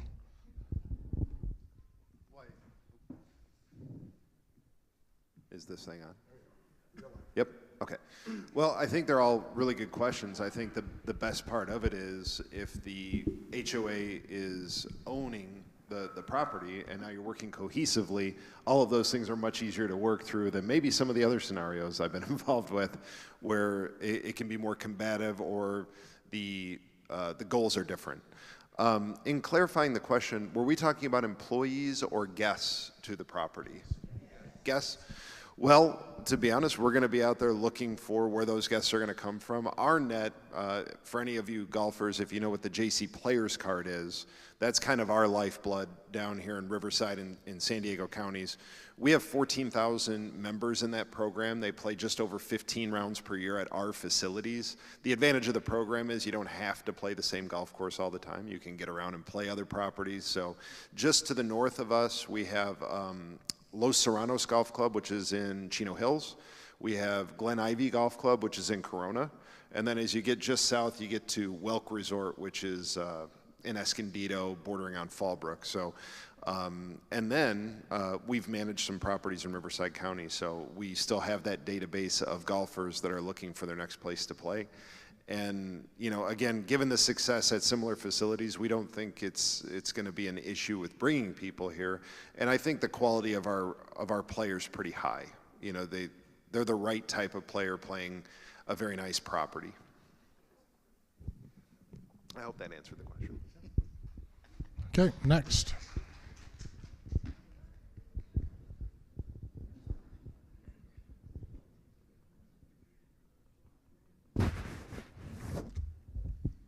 Joanne Deacon, 40001 Corte Calanova, one of the best streets in the colony. Question for legal, really. Listening to all of the barriers that have been placed, there are some filings in the court right now that the judge will have to decide whether to accept them or to deny all of them. Let's say the judge denies the attacks on Asbury's decisions, and we actually go to foreclosure, and we get the golf course. Can they still appeal that, or is that the end of it? So they have already filed an appeal, but I think that appeal is going to be dismissed because it's not an appealable order. So let's do a little bit of inside baseball here, all right? If the judge, when the judge signs the order that says foreclose on the golf course, that is an appealable order. Once that order is entered, yes, they can appeal. In order to stop the foreclosure hearing, or the foreclosure sale, they have to post what's called an appellate bond. In other words, they have to deposit money with the court to secure their right to stay the proceedings while the appeal is going on. And if they don't post that bond, deposit that money, they can still appeal, but the foreclosure sale goes forward anyway. And if the foreclosure sale happens and the course is sold, it renders the appeal moot, because once the foreclosure is done, it's done, and they can't overturn that. Their opportunity to do that is by the appeal. So the question is how much of a bond would they have to post? And that's a question for the trial judge to determine what the amount of the appellate bond. I would argue that the bond should be the value that the court has assigned to the performance deed of trust, plus the amount that we have already invested into the golf course, so a little over $3 million, and ask the court to order that to be the bond. That's an unknown at this time, what the amount of the bond is. But what is known is that they have to post a bond, whatever that amount is determined, in order to stop the foreclosure sale from going forward.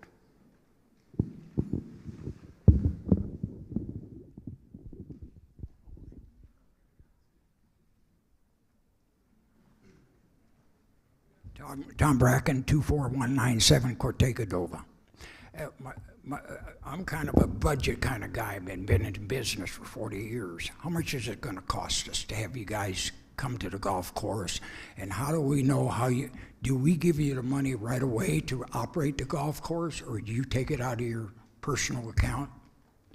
Or how is that done? I know it's going to cost, because at the very beginning, at the last meeting we had here about Article 20 and about the golf course. I don't know if one of you gentlemen was up here or something, but one of the guys, somebody was up here, and they had a budget. How much are we going to pay the management company for the golf course? And it was $60,000 on it. And I talked to the guy after the fact, and I said, how are you going to get somebody for $60,000? And he said, the board made me put it on it. And just so Bruce knows, that percentage you had up on the new about the yes votes and no votes, every meeting you spoke at, for I think 11 of them, you said a no vote is a no vote. If you didn't vote, it's a no vote. So now you're using that percentage the other way, that it was closer than what you showed. I'll wait till you're done. So anyway, I would like to know how much it's going to cost us. And I think the people out here deserve to know what the fee is. And what a lot of people are upset, not with you guys, is that we don't get to see the receiver report of how much we give the golf course. They kind of hide it from us, you know. And there was, well, like last month, we gave them $42,000. How do we get to see how you spend our money? Thank you.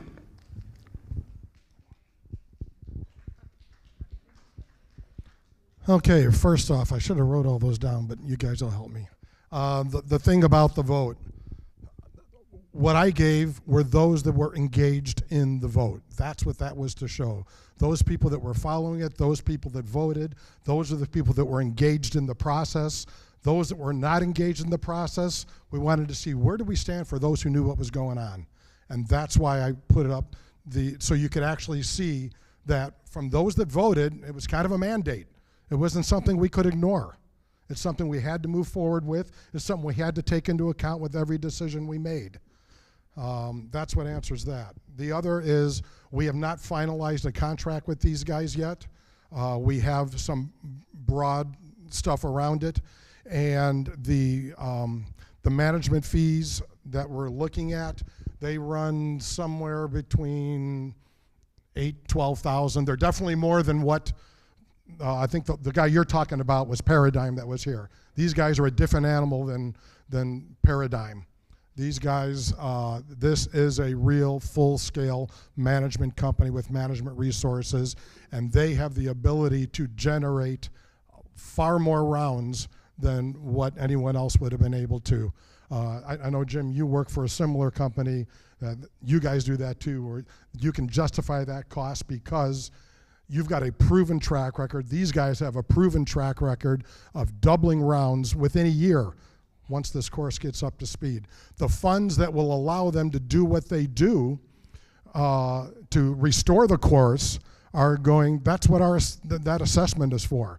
Because we do need to prime the pump so that they have money to go fix those greens, money to go fix those tee boxes and all that stuff, money to go look at what can we do to get that restaurant up and going. That all comes out of that $3.1 million that we collect or whatever's left over that after foreclosure. And I don't know if you guys want to, any of the three of you want to add anything to that or not.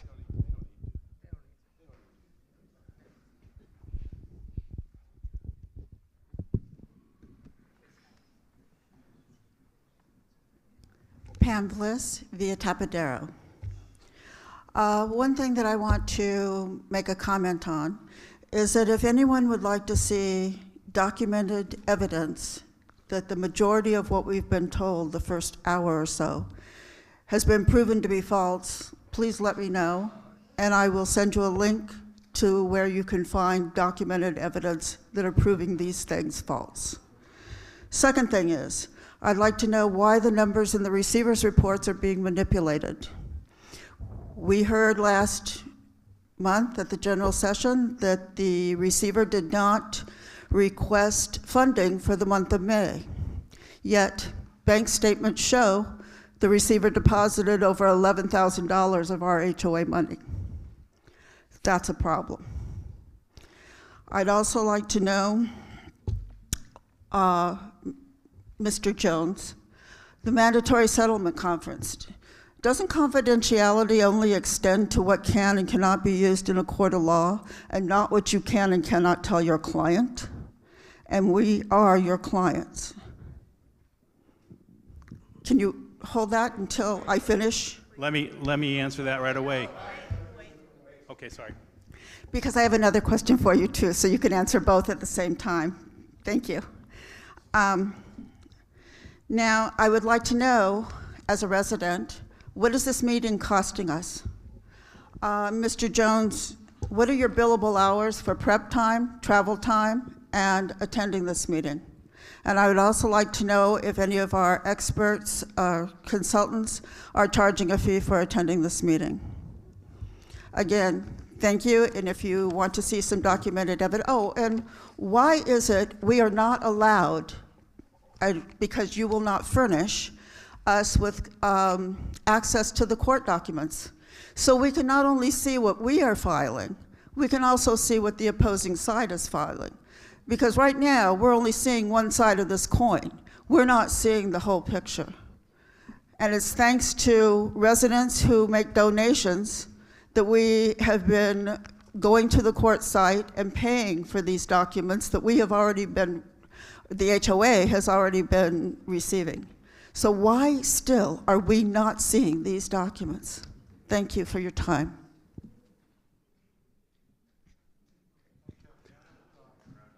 Okay, thank you.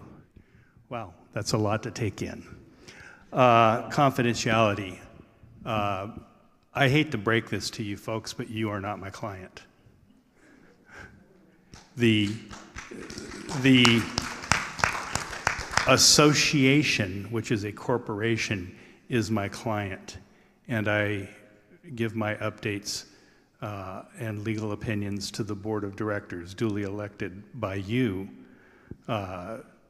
They are the representatives of my client and the management company. There's a very good reason for that. There's a case several years ago where this was actually brought up, where the members of the homeowners association sued, saying we're the client, we should know. And the court in the Court of Appeals, in one of its opinions, said, well, it's not a secret that crowds can't keep them. Yeah. You know, the attorneys have to be able to speak confidentially to their client in an executive session. So you're not my client. I owe no duty to keep you up to date on anything. The filings with the court and the filings with the Court of Appeal are a matter of public record. Any of you can go to the court's website and download the documents and look at them yourself if you're that interested. The reason that we don't put those out there is because the association doesn't want to assume the duty of making sure that that is kept up to date 100%. They've got other important things to do rather than trying to make sure all of the court filings are put online. And there's certainly a lot of court filings in this case. If you look at the Register of Actions for this case, there are literally hundreds, if not thousands, of documents filed with the court. It's just a monumental task keeping up with it. But if you're curious, if you want to go look at them, you're free to, because it's a matter of public record. Yes, sorry, the Court of Appeal. Good news with the Court of Appeal is you don't have to pay to look at the Court of Appeal's records. You can go to the Court of Appeal and download the documents, and you can go to the Court of Appeal and click a box and ask for updates on the case. So if you're interested in what's going on at the Court of Appeal, just go to their website and have them email you updates. So every time something is filed, or every time the court makes a ruling, or anything like that, they will email you notification that that's happened. You can click on a link and bring that document right up.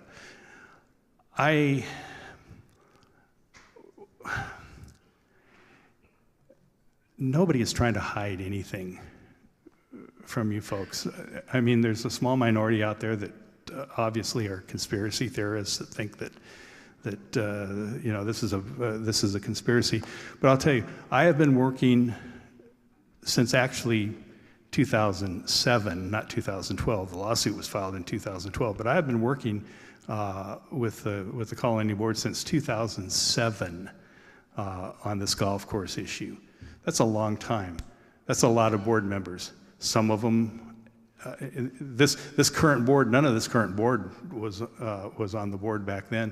Some of your members have moved out that have been on the board. Some of them have unfortunately passed away.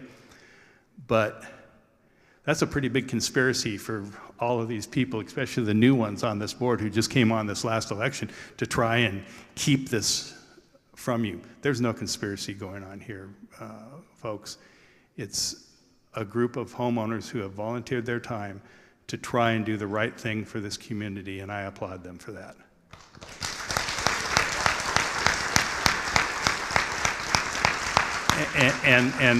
And lastly, the matter of my fees. My fees are, the total fees that the association pays is a line item in the budget. If you're interested to know how much the association's spending in attorney's fees, just look, they'll tell you. I'm not going to try and break out what I'm charging for any particular task or anything like that. I don't come up here on my own. I don't decide, oh, I need some more billable hours today. I think I'll drive up to the colony and spend 3 hours with you folks so I can get some more billable hours. Trust me, I've got a trial starting a week from Friday that I should be preparing for, but I'm up here right now with you guys.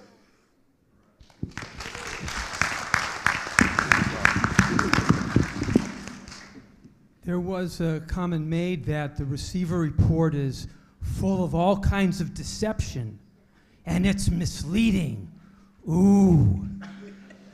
Do you remember in May, I said that the receiver did not ask for a penny, but yet there was $11,568 in the May receiver report.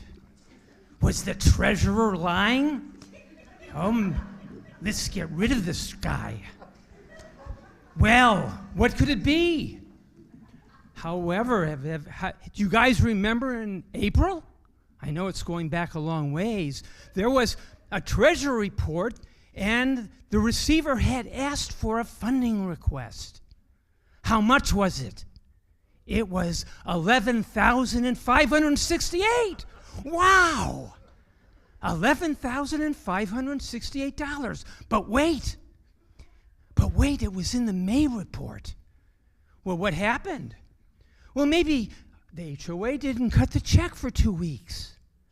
Now we're already in May, and then they get the check, and then they have to do a transaction, and they finally deposit it.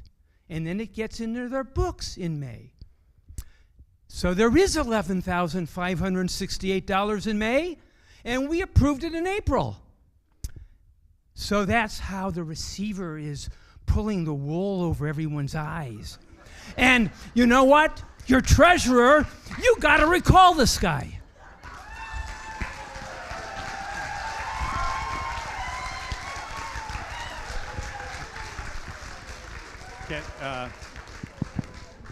Bruce, is my mic live? Oh. Stop. I just want to make a comment about the receiver also.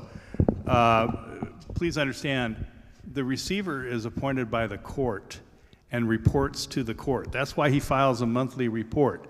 And he files that report under penalty of perjury.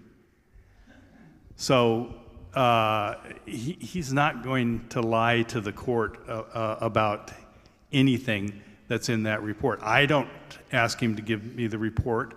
I don't tell him what to put in the report. The board doesn't.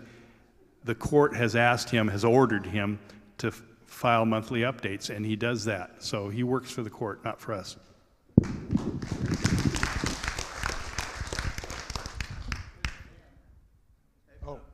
also want to speak to the point of we were asked what our charges are to be here. 0. This is probably my 8th trip to the property. Eric's probably made a handful. 2 other JC Golf people as well have been to the property. I spent 2 days in court in Riverside, and all of that has been at no charge to the colony. So.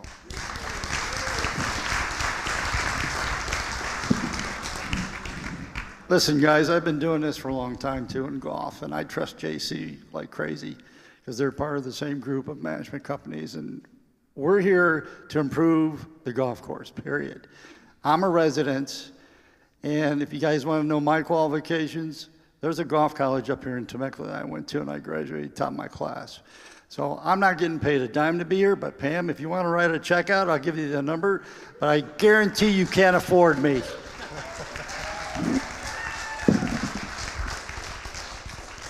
Okay, Hester. I'm not going to follow that one. Hester Dove again, claiming my last 2 minutes.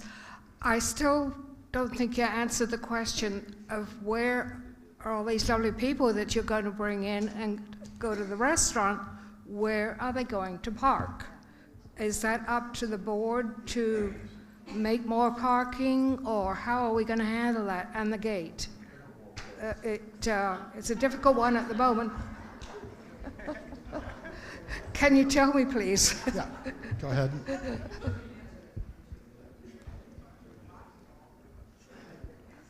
Okay, Hester, we do know that parking is an issue.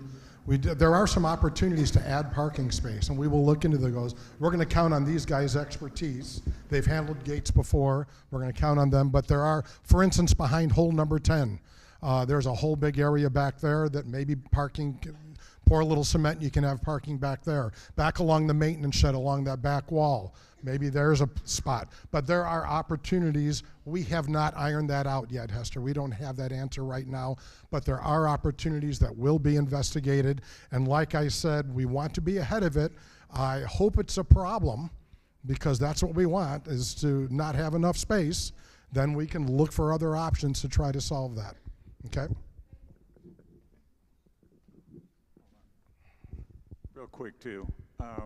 You know, we're going to get more people here playing golf. What's that? There, now you're live. Okay. Yeah, we're going to get more people playing, but they're not all going to play at once. You know, we got 18 holes. You can only fit, 4 people per hole. So it's going to limit the number per hour, whatever. So it's not a mass of people all at one time. Okay.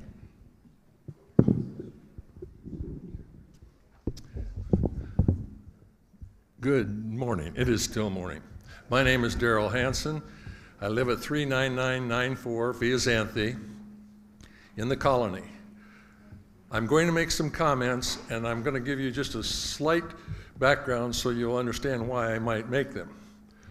I have lived in the Colony since November of 2009. I've served on committees and on the board since 2010. I've served on 4 golf course committees. During that time, I have served on other major committees. I've been on the board for 6 years and was president for 3 years. I have researched every aspect of the golf course and the governance of the colony back to 2000. Well, actually back to 1989, but back to the, 2000 on the golf course because of its historical perspective. The first offer I'm going to make is that the person who came up here and said she would be willing to provide you with sources of proof that she is correct in her allegations that all this nefarious stuff is going on. I have reviewed her, well, a lot of stuff she has said, written, and I've also reviewed the full context of the video she put out. I can tell you that there's a little bit of truth in some aspects of what she says, but she misdirects that. I make this offer. If anybody wants to find out the true matter, and they will ask me anything specific, I will give it to them. And I will have a lot better proof than she says she has, or allegedly has. Now, there's a couple other items that I would like to touch on. And number one is this attacking of the receiver's report. I mean, I've seen the reports, and one of the things that stuck out, this person is making the accusation that we're hiding the gifts that we give to the golf course in this item that says it's golf fees. Well, the reality is the receiver's underpaid anyway and doesn't major in conducting receiverships for golf course every day, so I'm sure they just left the revenue where it was. Initially, we did purchase rounds. It did go into the greens fees. Now the same money is covering the net that we need to give them so that they can maintain the course. It is in that little category having to do sort of with greens fees, but it isn't a misrepresentation. And so now that I'm done, I can't go to the other one, but thank you.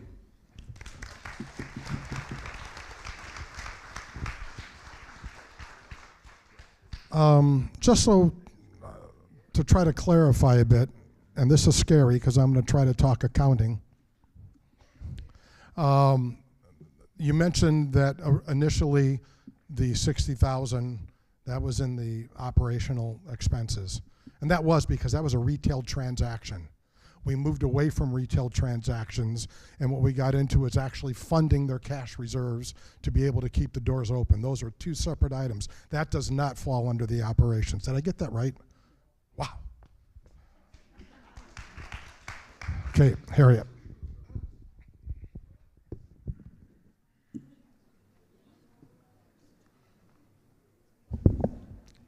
Good morning. My name is Harriet Henderson. I live in Corte Amorato, and I have a question about expenses being too high. She's questioned, and I am talking about Pam. She's questioning all the time. She wants to know where everything is, and she wants to know how much money you're spending on the lawyers and all that. I would like to ask you, the question is, how much money has it cost you for all the filings that Pam has put against the colony?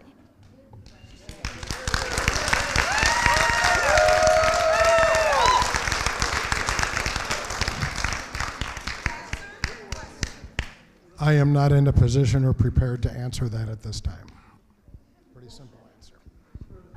Can you do it later?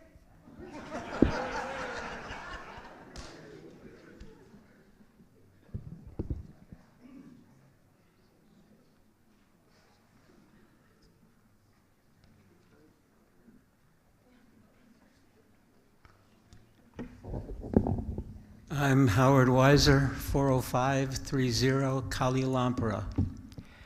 So I have some questions regarding the purchase of the golf course. I wonder why there's no talk of a Plan B or even a Plan C. I'm talking about moderation here. We've got people who are very upset that there's been a vote to buy the course. And we've got a whole bunch of people here, sitting here, who obviously do want to buy the course and think that's an important thing.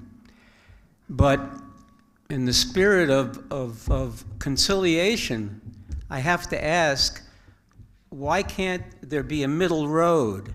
Why can't we buy this course and then turn it into common space? Do a southwestern landscaping motif and get rid of the cost of maintaining the grass?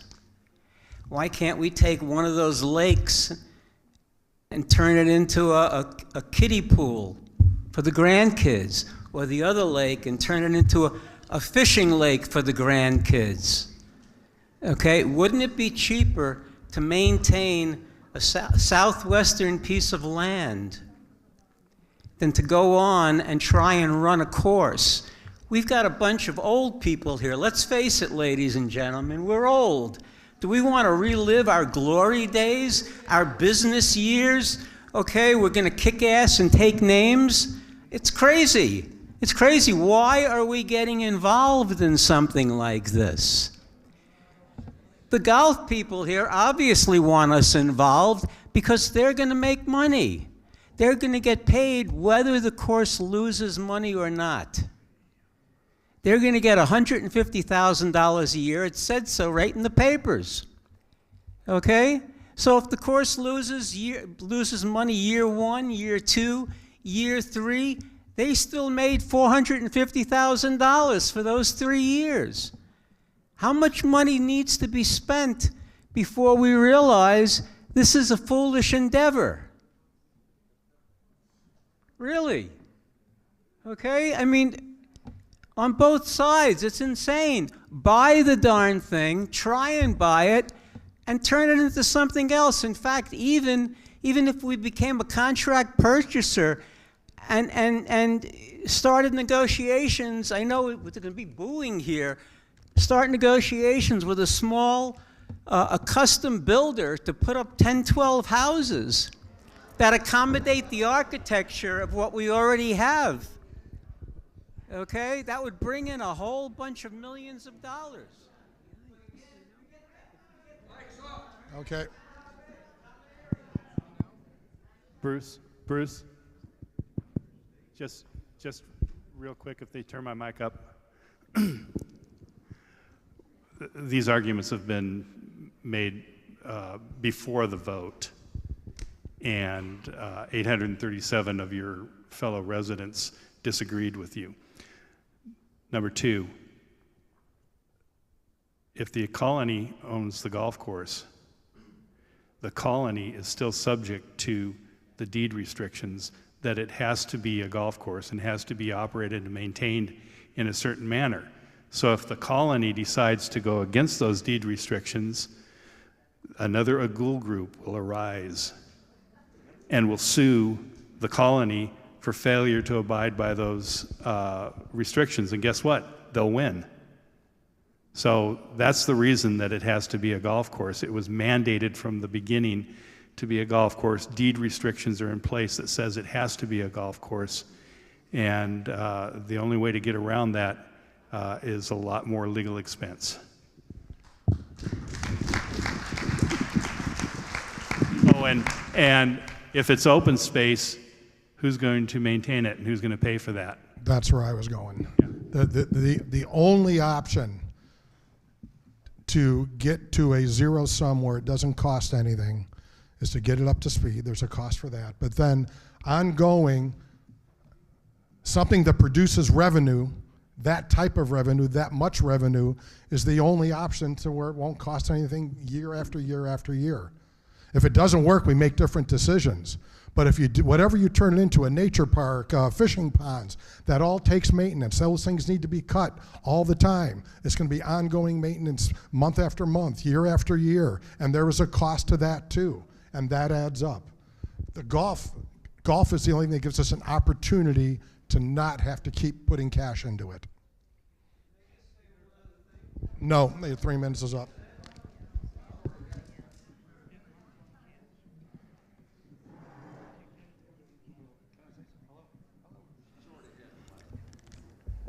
Pam Blissigan. Y'all missed the point. Very entertaining, Chuck. Good laugh. But the point is, not for your treasurer's report. The point is, there was a big issue made at the meeting that the golf course turned a profit. It did not, because that $11,000 was added to the greens fees. So that's why I said the numbers seem to be manipulated. So it wasn't when we paid it, if we paid it, all this thing, bringing up conspiracy theories. I mean, come on, let's get real here. It was a simple point. The golf course did not turn a profit in May because it was subsidized by $11,000 plus of our HOA dues, period. Now, let's look at a few other things. I understood that you said, Mr. Jones, when you were talking about the mandatory settlement conference, that the HOA, and again, I'm not disputing the pecking order of who your client is, but you did say the HOA was not allowed to discuss what happened in the mandatory settlement conference. That's what you said. Why? Why is not the HOA allowed to inform us? You also said that it was difficult to keep updated on the filings of the court. I have no problem distributing that information to the community. What my question is, why do I have to pay for it when it's already here in the possession of the HOA? I'm waiting for him to respond. If you want to continue talking, I've written down. No, go ahead. Okay. So, are you done? Go ahead. Please, respond. Well, you need to sit down. Why? Because we set that rule at the beginning.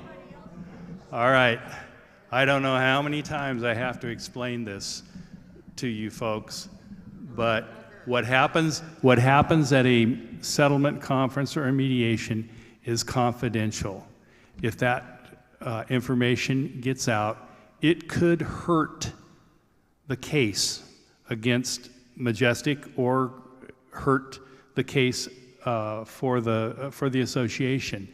You don't want that information out there. It's just not, in 40 years of practice, it's not something that you do.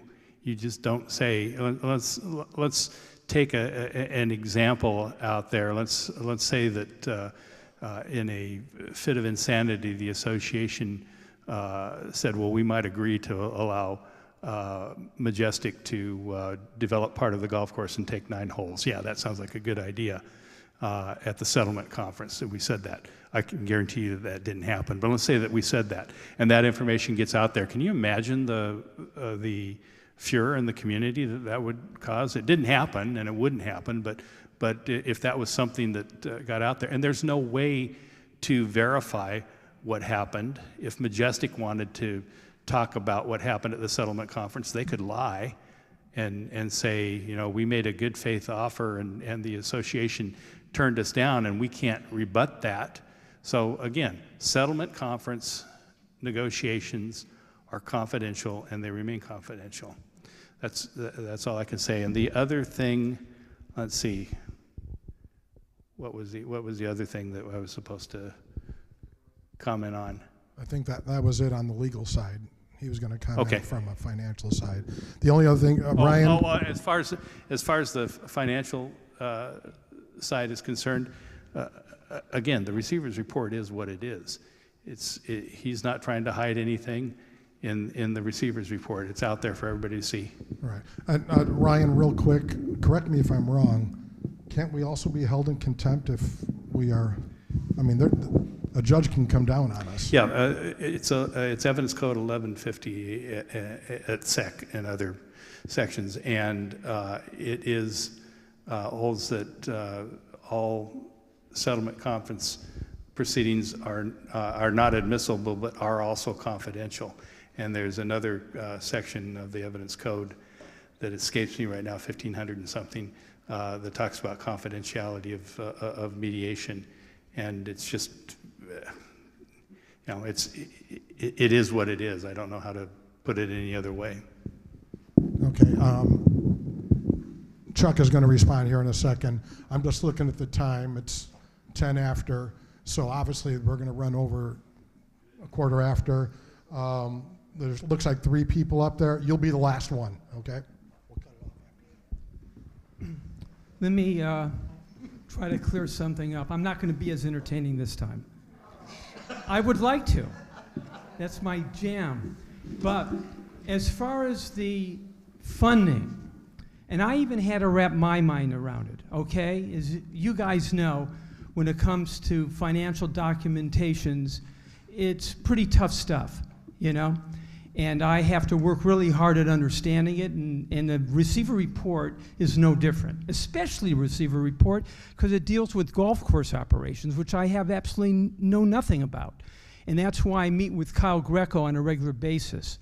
So the issues were coming up from some people regarding the funding being part of revenue, being treated as revenue on their income statement. And as you guys remember, the Treasury report, I give a report called the rolling 12 months, which shows the net operating income per month over a 12-month period. And there were 2 months that were black. Everything was red, and then we hit 2 months that were black, where they were meaning that they had received more revenue than they did pay out in expenses. And the misunderstanding is that that's because of our funding. And that's very plausible. And that's a very reasonable approach to take. And guess what? I even had trouble wrapping my mind around it too. So I met with the guy and we talked about it. Well, they want to keep their performances clean, meaning that their operating expenses are separated out from our funding. The funding is in their receiver report, but it goes into the balance sheet. It would be part of the equity. But as far as the income statement goes, they're trying to measure how well they are doing. Funding does not have anything to do with performance on the golf course. It doesn't indicate how well they're doing as far as bringing in green fees and how well they are actually making money. So it's not part of the revenue streams, and it's not going to be part of their operating cost. So when I give the 12-month report, and if that month is black, it means that their revenue exceeded expenses, and it had nothing to do with the funding. It's in the report, but it's in a different section, in the balance sheet. So for all of you in the future, when you see their income statements, and if they do have months that are in the black, it means that they actually perform better than they did than in months that are in the red. It's simply that, and it had nothing to do with our funding. Thank you.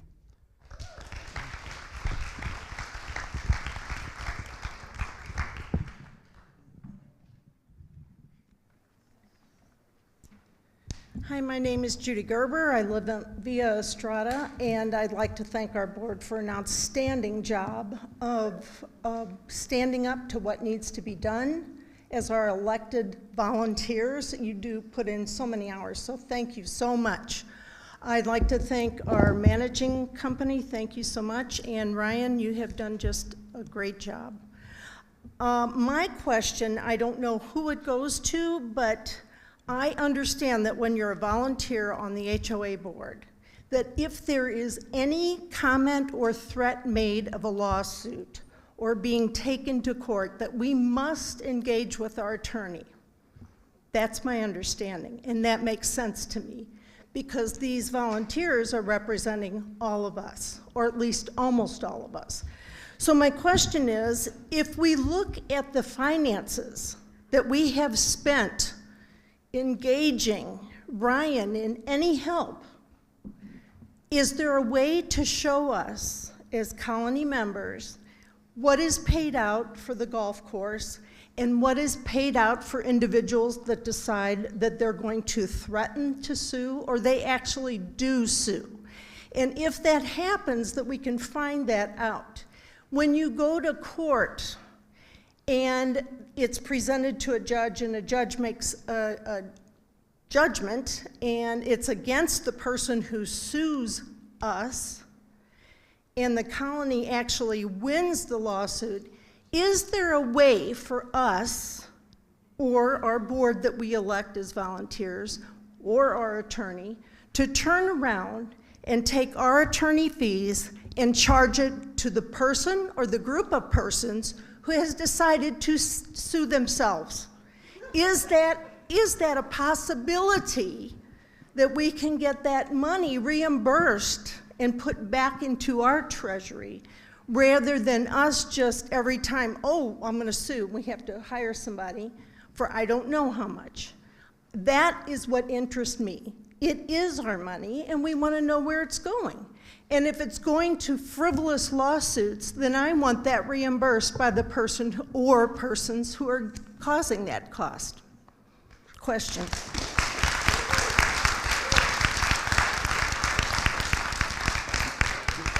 Is this on? Some of the expenses that are incurred that were expressed by Mrs. Gerber, some of it is the cost of doing business.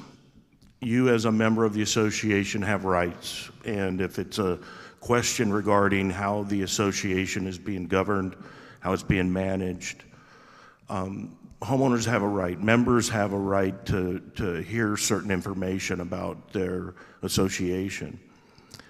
With that being said, the costs that we incur for legal fees as it relates to non-litigation matters.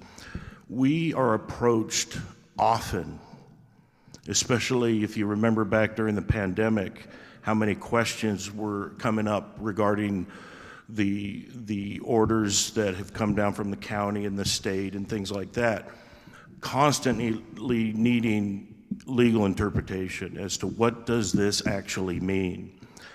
I'm a homeowners association general manager. I carry certifications in that area.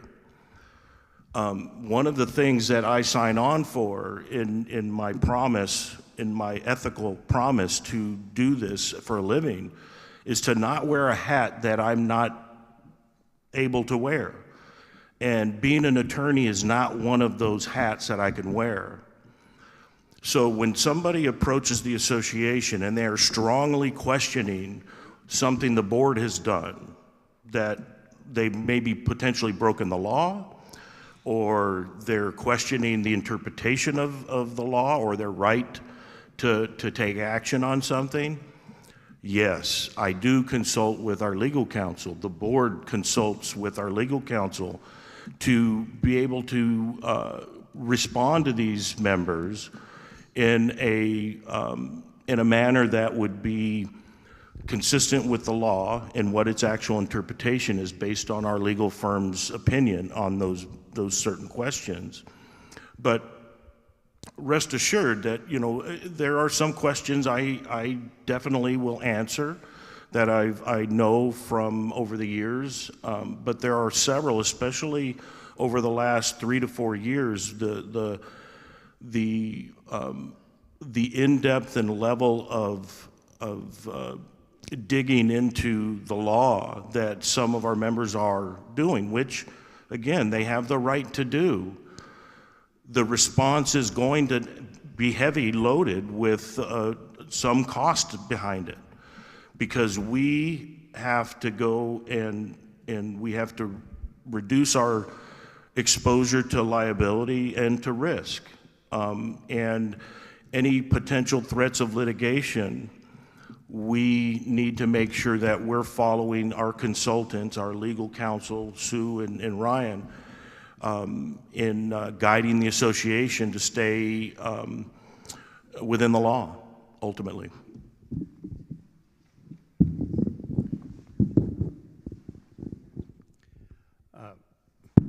Okay. So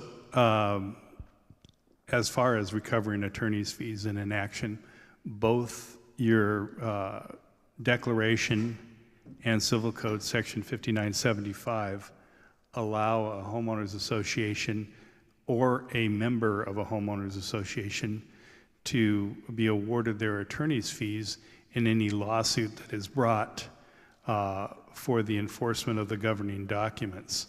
And enforcement of the governing documents has been broadly interpreted by the courts. So yes, if you sue the association and lose, the association is going to file a motion for an award of attorney's fees, and under both the governing documents and Civil Code Section 5975, it's mandatory that the court award reasonable attorney's fees. The court determines what reasonable attorney's fees were. In the Majestic case, the court determined that the reasonable attorney's fees were almost $500,000, and that was the award of attorney's fees against Majestic. And by the time they paid it with interest, it was up over $750,000 that they ended up paying the association.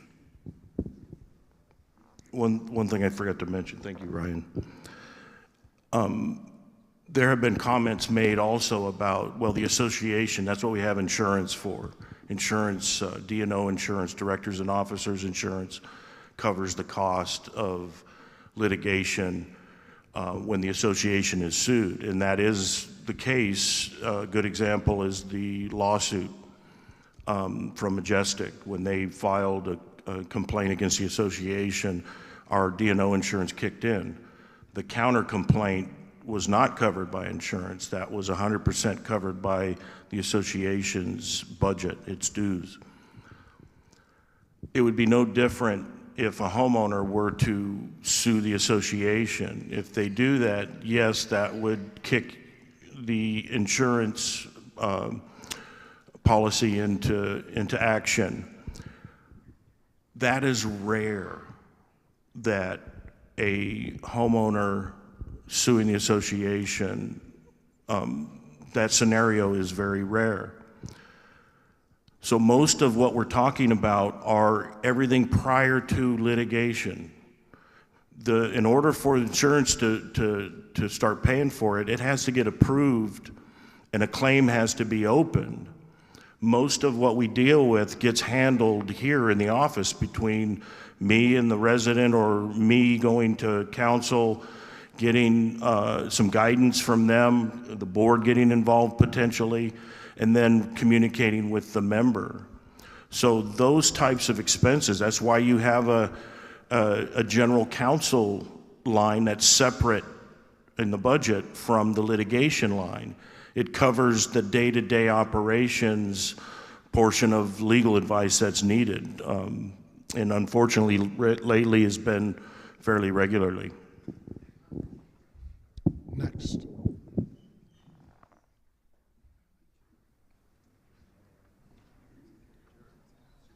Jerry Stein, 23895 Corte Amorato. I too want to congratulate and applaud this board, as well as previous boards, as well as all of the various committees that homeowners serve on, voluntarily, without pay, dozens of hours a month. I think that is too often overlooked. And also what's overlooked is that this board, previous boards, and all committees, again, make their best decision with the best interests of the community at large in mind. And I just think we sometimes too often forget that.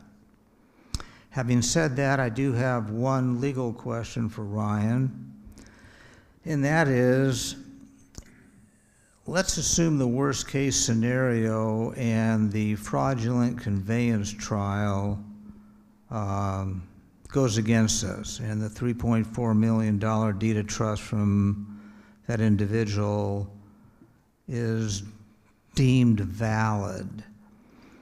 And if we then go to a foreclosure sale, could you comment on how that lien, which would be in place, would affect the foreclosure sale, as well as our bid credit of $2.5 million and change? Okay.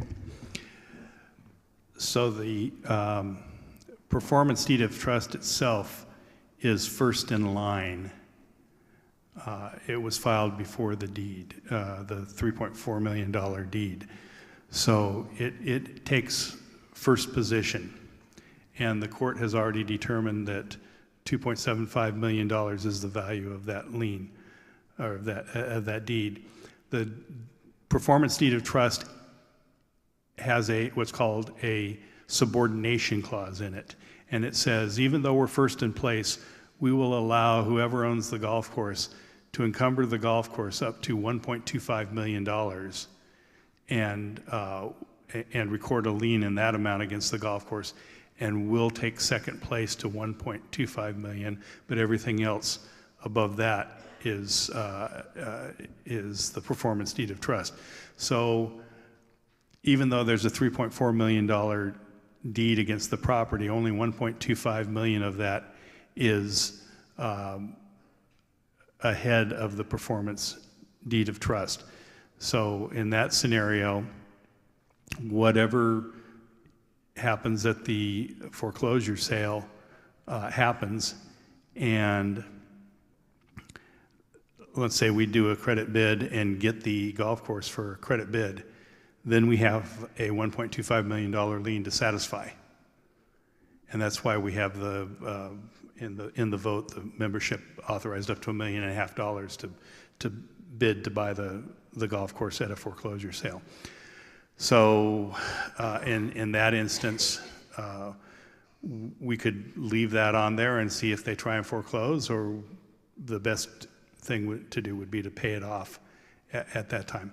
I am, no guarantees, but I am fairly confident that the court is going to see again that it was a fraudulent conveyance. So we'll see how that goes in September. We'll know, sometime September, October on that. And also, as far as the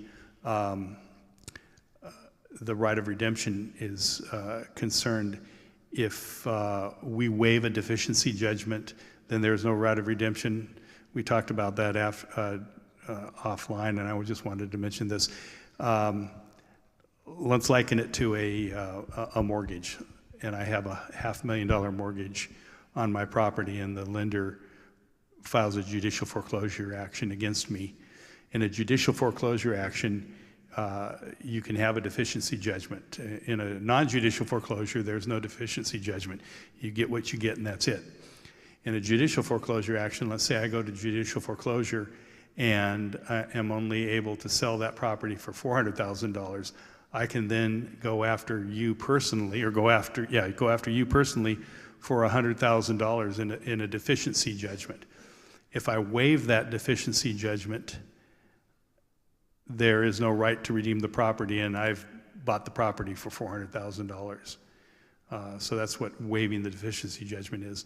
And in this case, the deficiency judgment would be what the amounts that the association has expended in maintaining the golf course up to this time, which right now is about $347,000. So we would have the right to go after Majestic for that amount after the foreclosure sale, if that amount isn't satisfied at the foreclosure sale. And if we waive that, then they have no right of redemption.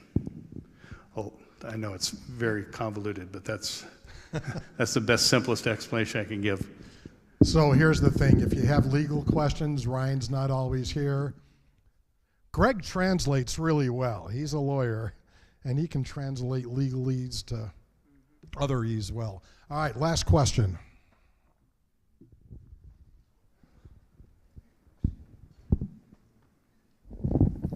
Hello.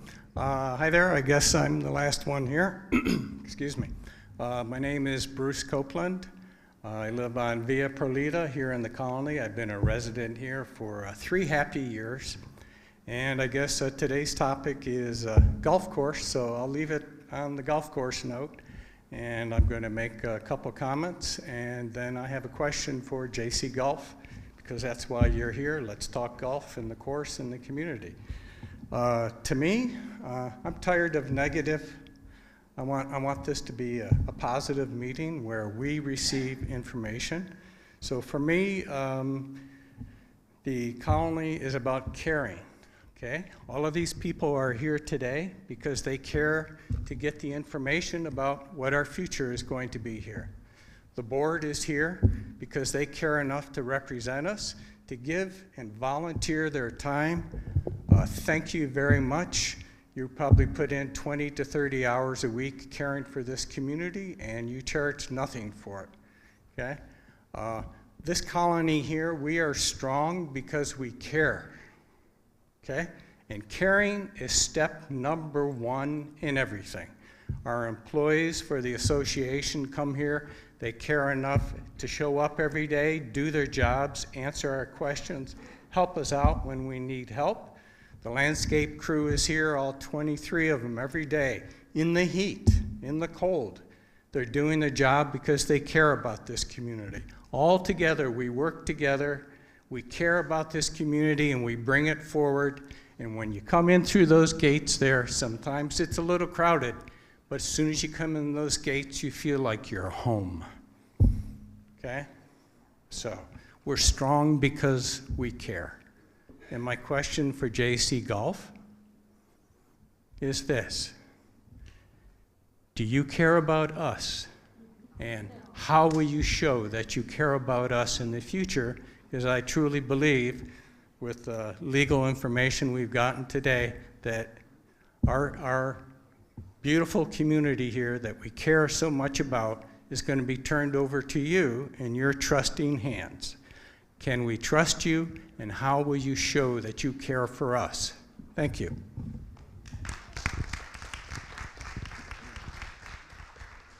I'll start that answer very short. Let's remember too, JC Golf, just like Associa, will report back through the board of directors. It'll be handled in the same way. And now you take it from here. Tell me how you care, because great question. Is this thing on? A very good final question. Thank you for putting me on the spot at 12:30. I guess the short answer would be is we get to choose who we work with. And I think in a very short amount of time, as we've gotten to know the board and we've gotten to know this process, today's been extremely educational, especially for some people listening on the sidelines. You have a great community here. You can tell when you drive in through the front gates, when you're in this beautiful building, the pride of ownership in your homes. And I happen to own a home in Southern California, and I lived right next to a golf course called Escondido Country Club, for anybody that's familiar, and that did close. And there were lawsuits, and it was a horrible time, and the community didn't have control, didn't have really any hand in being able to take back that property for themselves. And now people that had a beautiful green space in their backyard have a brand new house staring at them, 80 feet away. I no longer own there. I'm now in a different HOA down the street, not too far from Jim's golf course. But I think the point is that we want to work with good people. We don't get involved with properties that we don't feel we can have a major impact at, because we're not that big. Again, with the 13 properties that we currently have, soon to be 14 or maybe 15, John and I, our COO, John McNair, our team, we spend a lot of time at our properties. And so, as we've told Bruce and the board, when you have your monthly financial meeting, we're going to be the people sitting there answering. And we're hoping it's always a positive message, but we're also going to be the folks that are held accountable. So we're going to make sure we make promises that we can deliver on.